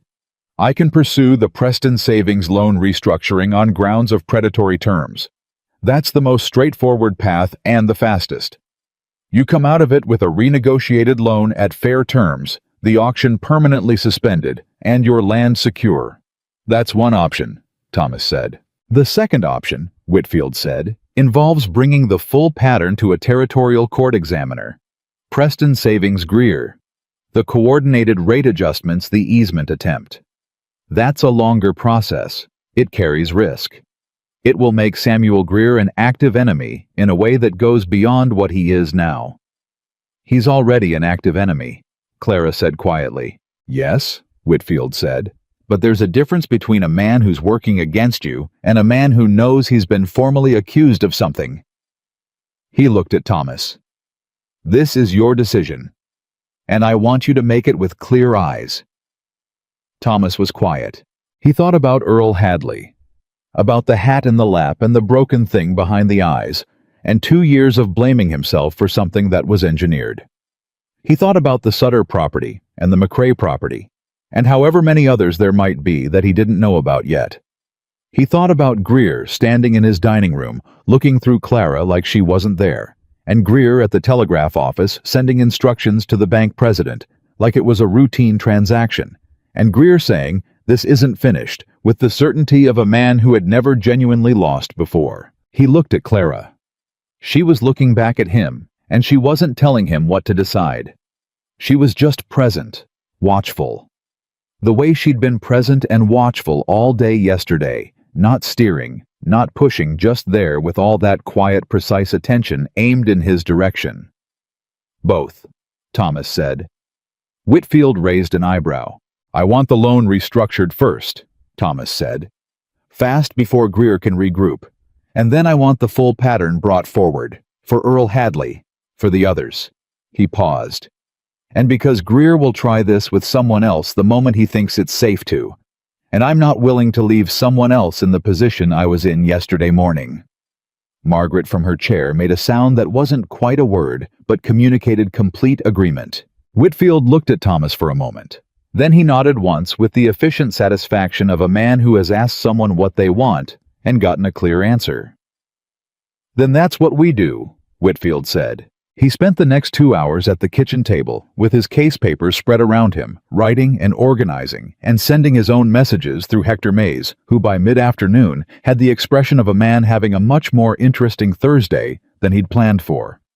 Whitfield spoke to Thomas and Clara, as he worked not constantly, but at the key moments explaining what he was filing, what it meant, what would happen next. He spoke to Clara with the same directness he used with Thomas, which Thomas noticed, and which Clara appeared to take as simple professional courtesy, which perhaps it was, though Thomas suspected it wasn't nothing. At 3 in the afternoon, a message arrived from Preston Savings. Harlan Cross wanted a meeting. Tomorrow morning. At the bank. Whitfield read the message and permitted himself a small, controlled smile. "He's going to offer you a restructuring," Whitfield said. "It will be a better offer than you've had before, but it won't be as good as it should be, because he's still hoping to resolve this quietly with minimal admission of wrongdoing." "And we say," Thomas said. "We say we'll meet him," Whitfield said. "And we bring our own terms." "He won't like our terms," Thomas said. "No," Whitfield agreed. "But he'll like a territorial court examination less." That evening, as Whitfield organized his papers at the kitchen table, and Margaret had gone home to Agnes Hadley to bring word of the progress, Thomas walked out onto the porch and stood for a while in the quiet. The ranch was still there.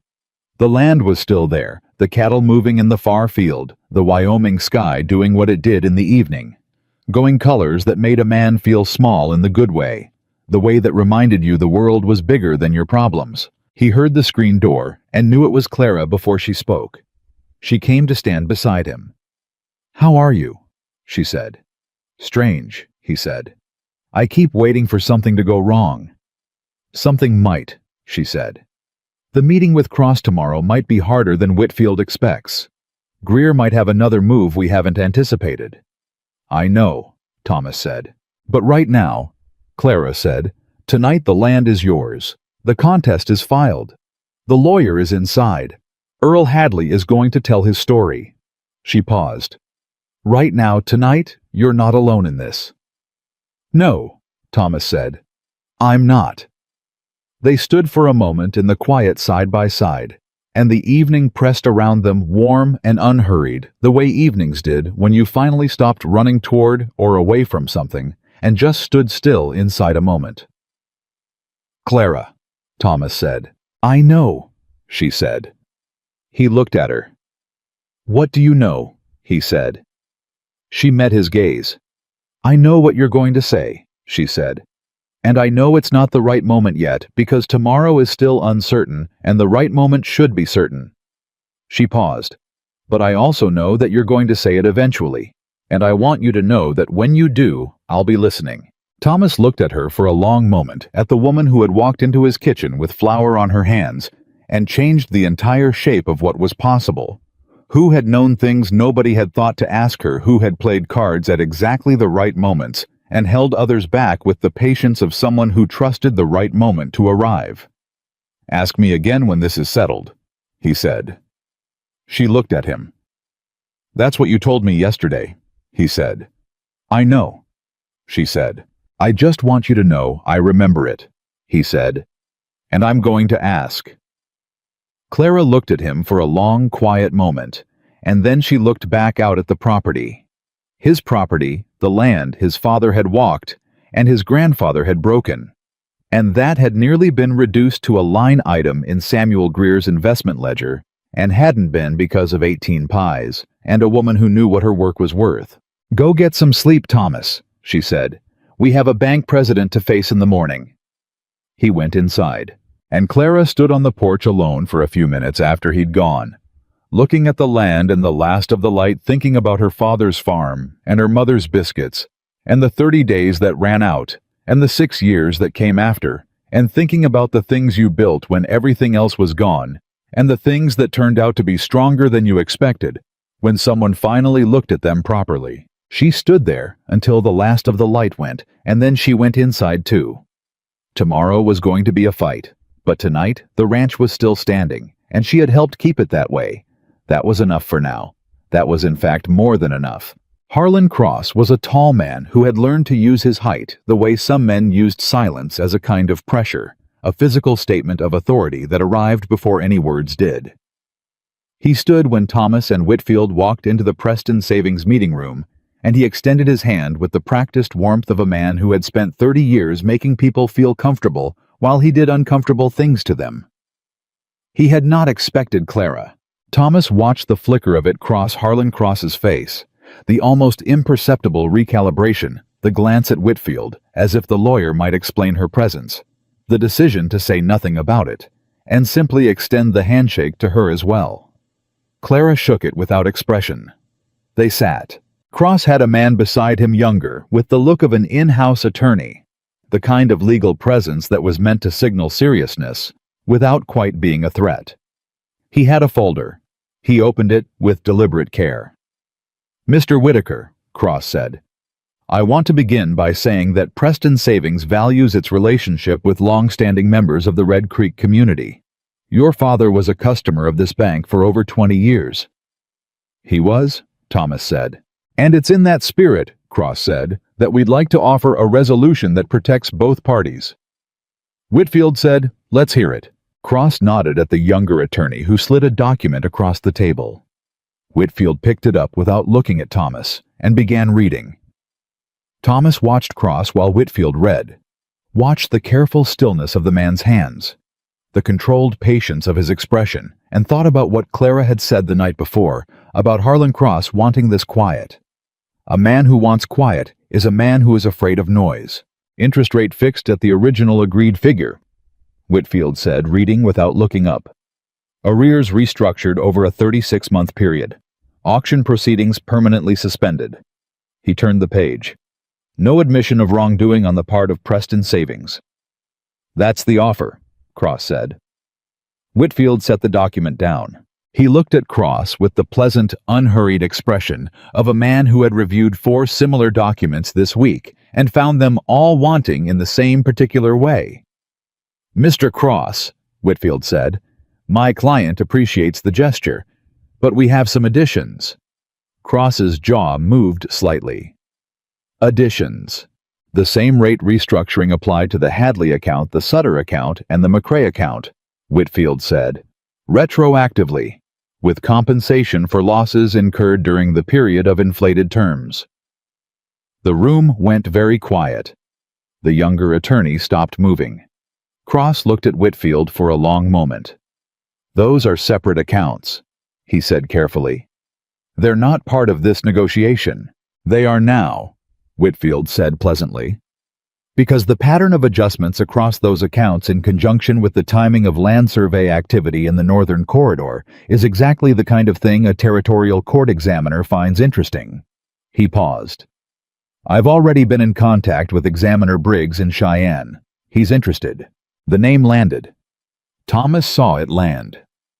Harlan Cross knew that name and what it meant, and the color of his face changed in a way that no amount of professional composure could entirely conceal. "James Briggs," Cross said. "The same," Whitfield said.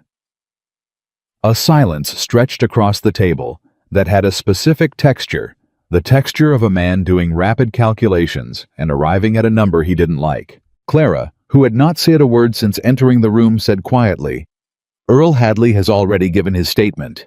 In writing. Witnessed." Every head turned toward her. Cross looked at her for a moment with the expression of a man reevaluating something he had already categorized. "And the Sutter family," Clara continued in the same even tone, "has been in contact with Whitfield's office since yesterday afternoon. Mrs. Sutter is," a small pause, "considerably less patient than Earl Hadley about what happened to her family." Cross looked at his attorney. The attorney looked at his folder with the expression of a man who wished he were somewhere else. "What exactly," Cross said slowly, "are you asking for?" "Fair terms for everyone who was harmed," Thomas said. It was the first time he'd spoken in several minutes, and the room's attention shifted to him completely. He kept his voice level. "Not complicated, not punitive, just fair. What the loans should have been from the beginning." "And if we agree," Cross said, "then you resolve this with your customers directly," Whitfield said, "and the matter stays out of territorial court." "And if we don't," Cross said, "then Examiner Briggs has a very full schedule next month," Whitfield said, "and Preston Savings has a very public problem." Another silence. Cross picked up the document on the table, the one his attorney had prepared, the one with its carefully insufficient terms, and he set it aside with the deliberate motion of a man putting something down that he knows he won't be picking back up. "I'll need until this afternoon," Cross said. "You have until noon," Whitfield said. They left the bank with the morning still early around them and the main road of Red Creek quiet, in the particular way it was quiet before the day's business got fully underway. Thomas walked beside Clara and Whitfield, and he felt something he didn't immediately know how to name. Not triumph exactly, nothing that clean, but something underneath triumph. Something more like the feeling of a foundation reasserting itself after a long period of pressure. "He'll agree," Whitfield said, not breaking stride. "You're certain," Thomas said. "Briggs is the right name to use," Whitfield said. "Cross knows what a territorial examination would uncover. He's been managing this situation carefully for 2 years. He doesn't want it unmanaged." He glanced at Thomas. "He'll agree. He'll call it a goodwill resolution. He'll use the word relationship several more times, but he'll agree." Thomas nodded. Then Clara stopped walking. Both men stopped with her. She was looking at something across the main road, or more precisely at someone. Thomas followed her gaze and felt the morning change around him the way a room changes when a window opens into cold air. Samuel Greer was standing outside the feed merchants watching them. He wasn't moving. Wasn't pretending he hadn't seen them. He was just there with his hat on and his hands at his sides and his eyes moving from Thomas to Whitfield to Clara, with the slow measuring attention of a man taking inventory. Thomas took a step forward. Clara's hand closed around his arm. Not grabbing, not pulling, just present. A point of contact that said without words, "Not like this." Thomas stopped. Greer's gaze settled on Clara. He tipped his hat. It was a precise, deliberate gesture, technically courteous, entirely empty of courtesy, the kind of acknowledgement a man makes when he's telling you he sees you and intends to be seen seeing you. It was a message dressed in manners. Clara looked at him for a long, flat moment. Then she turned away from him and kept walking, and Thomas walked beside her, and Whitfield fell into step without comment, and Samuel Greer stood behind them outside the feed merchants with his hands at his sides, and whatever he was feeling kept entirely to himself. "He's going to keep coming," Thomas said quietly. "Yes," Clara said.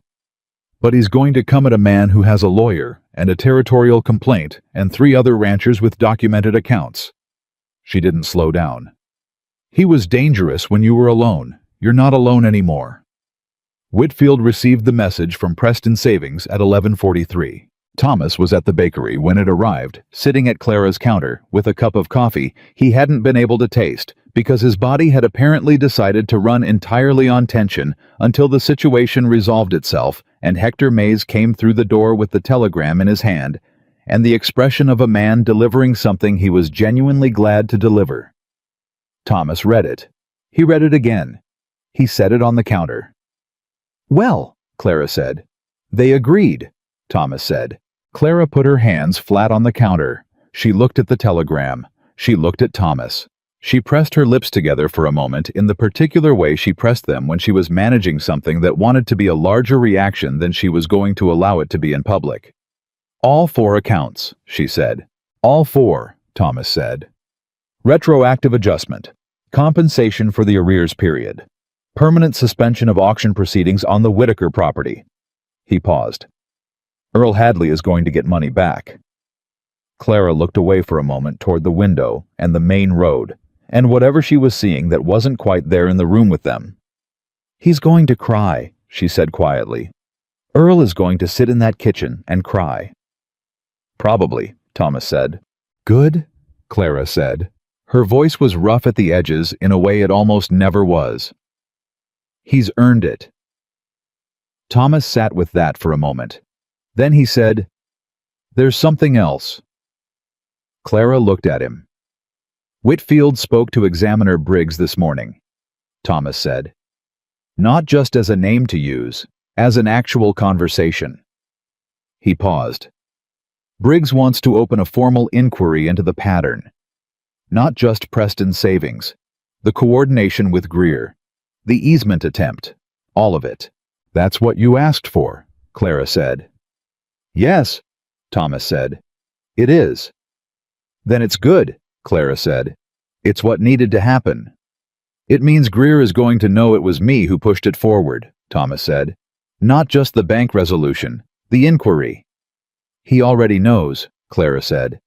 "He tipped his hat at me this morning. He knows exactly who did what." She held Thomas's gaze. "Are you having second thoughts?" "No," Thomas said immediately.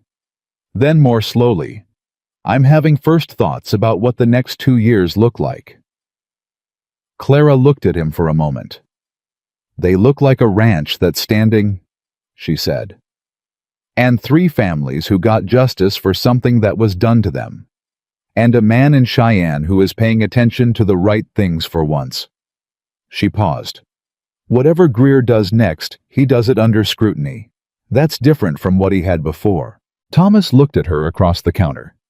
This counter he had stood at dozens of times and never truly seen the way. He had never truly seen the woman behind it. And he felt the full weight of the past 2 days press down through him and settle somewhere low and solid. "Clara," he said. She looked at him. "This is settled," he said. She was very still for a moment. "The bank resolution is settled," he said. "The inquiry is opened. Whitfield is engaged. The ranch is secure." He held her gaze.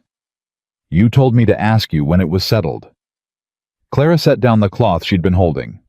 She looked at him with those working eyes of hers, the ones that read the problem behind the face, the ones that had been reading him since the moment he walked through her door, the morning before last, with 2 cold silver dollars and a desperate plan. "You're asking?" she said. "I'm asking," he said. "About the partnership," she said.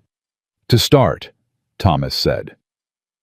Something shifted in Clara's expression, not a large shift, not dramatic, but real, the way real things moved in her face quietly and then permanently. "My bakery stays mine," she said. "First line of the agreement," Thomas said. "I said so." "My name is on the ranch documents," she said. "Not as an employee, as a partner." "Yes," Thomas said. "And when I think you're wrong," she said, "I say so." "I would be concerned if you stopped," Thomas said. Clara looked at him for one more long moment. Then she extended her hand across the counter. Not the gesture of a woman accepting something offered to her. The gesture of someone entering an agreement on equal terms, clean and direct, and without ceremony, the way she did everything that mattered. Thomas took her hand. They shook at once, firm and certain. "Partner," Clara said. "Partner," Thomas said. And then, because the moment had its own momentum, and because Thomas Whitaker had spent 2 days watching this woman operate at a level he was still catching up to, and had decided that certain things should not be left unsaid when the opportunity was sitting right in front of you, he said, "And I'd like to ask you to supper, not as partners." Clara raised one eyebrow. "That's a different conversation." "I know," Thomas said. "I'm having it anyway." The corner of her mouth moved. "Saturday," she said. "I close early on Saturdays." "Saturday," Thomas said.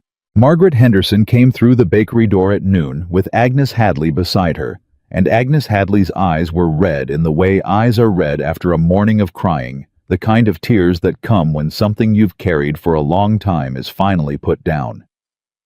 She looked at Clara, and she didn't say anything, just took Clara's hands in both of hers and held them, and Clara held on back, and the two women stood there for a moment in the quiet of the bakery, in a way that needed no explanation and received none. Earl Hadley sent a note that afternoon. Thomas read it at the kitchen table at the ranch with Whitfield across from him, reviewing the finalized documents and the late afternoon going gold through the window. The note was short. Earl was not a man of many written words, and it said simply, "I heard what you did. I heard who helped you do it. I owe you both more than I can say. I'll say it anyway when I see you. Your neighbor Earl." Thomas folded it carefully. He put it in his breast pocket next to where the cold silver dollars had been 2 mornings ago. Whitfield looked up from his papers. "Greer's attorney contacted my office an hour ago," he said. Thomas looked at him. "And?" "Greer is retaining full legal representation for the inquiry," Whitfield said. "He's not going quietly." He said it without alarm, just information the way a man lays out the terrain before a journey. "It's going to be a process. Months, possibly longer." "I know," Thomas said. "You're prepared for that." Thomas thought about the morning before last, about the cigar box and the cold coins, and the certainty that by sunset it would all be over. He thought about Clara walking through his door and asking for $4 and access to the kitchen. He thought about 18 pies and a spring that never went dry, and a room full of men who arrived to take something and left reconsidering everything. "I've been fighting this ranch for 3 years alone," Thomas said. "I can fight it for a few more months with a lawyer and a partner." Whitfield nodded. He gathered his papers with the efficient finality of a man who has completed the work he came to do and trusts what he's leaving behind. "I'll be back in 2 weeks for the formal filing," he said. "In the meantime, don't respond to anything from Greer's attorney without contacting me first." "Understood," Thomas said. Whitfield left, and Thomas Whitaker sat alone in his kitchen. The kitchen that had smelled like nothing 2 mornings ago, that had smelled like home yesterday, that still held somewhere in its walls the ghost of cinnamon and butter, and 18 pies made by a woman who knew what her work was worth, and he sat with the quiet for a while. He thought about his father walking the fence lines every morning, running his hand along the posts, checking the wire. The way the old man said a ranch was not a piece of land. It was a promise you kept renewing. Every season, every morning, every decision, a choice to keep the promise. Thomas had almost broken the promise. Not through failure of effort or lack of love, through isolation, through the particular pride that looks like strength and functions like a wall, keeping out the threat, keeping out the help, keeping out the people who might have changed what was possible if he'd only let them close enough to try. He'd let Clara Bennett close enough. Or more accurately, Clara Bennett had decided to come close, and he'd had the sense finally to let her. He pushed back from the table. He walked through the house that was still his, that would remain his, that was going to become something different and better than it had been. And he walked out onto the porch and stood in the evening air. The land spread out in front of him the way it always had. But it looked different now. Not because anything about it had changed, because he had. He heard horse hooves on the road. He looked up, and Clara was coming up the drive, and she was carrying something in the saddlebag that he couldn't identify from this distance, and she rode with the same unhurried certainty she brought to everything. And when she pulled up at the gate, she looked at him on the porch with those steady, clear eyes that had been reading him accurately from the first moment he'd walked through her door. "I brought pie," she said. Thomas felt something move through his chest that was warm and uncomplicated. "Of course you did," he said. "1," she said. "Not 18. I think we've established the point." He came down the porch steps to take the saddlebag from her, and she climbed down from her horse, and they walked into the house together through the door into the kitchen, into the room where everything had begun 2 mornings ago, with 2 cold silver dollars and a desperate idea, and a woman who had decided that $4 was what her work was worth, and had been right, and had known she was right, and had not moved 1 inch until the world acknowledged it. They sat at the kitchen table. Clara cut the pie.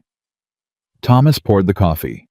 Outside, the Wyoming evening pressed close and warm, and somewhere on the north field the cattle moved in the last of the light, and the spring that had never gone dry ran on quietly in the dark, where it had always run patient, and certain, and stronger than anyone had given it credit for. And in the kitchen of the Whitaker Ranch, 2 people who had found each other across a bakery counter and a desperate morning and 18 pies, and a room full of men who hadn't known what they were walking into. 2 people who had stood side by side through 2 of the hardest days either of them had faced, sat together and ate and talked, and let the quiet settle around them the way quiet settles when it belongs. The ranch was standing. The promise was kept. And the woman who had walked in with flour on her hands and walked out having changed everything was exactly where she had decided to be, at the table in the house on the land, with her name on the agreement, and her voice in the decisions, and her pie on the plate. And she had not waited for the world to offer her a place at that table. She had pulled up a chair and sat down. And that was the truest thing about Clara Bennett, and it was the thing Thomas Whitaker would spend the rest of his life being grateful for. Not that she had saved his ranch, though she had, and not that she had known the right things at the right moments, though she had, but that she had walked into a failing kitchen on a desperate morning and treated it and him and herself as something worth saving. Because some women don't wait to be seen. They simply keep working until the world catches up. And the world this time had.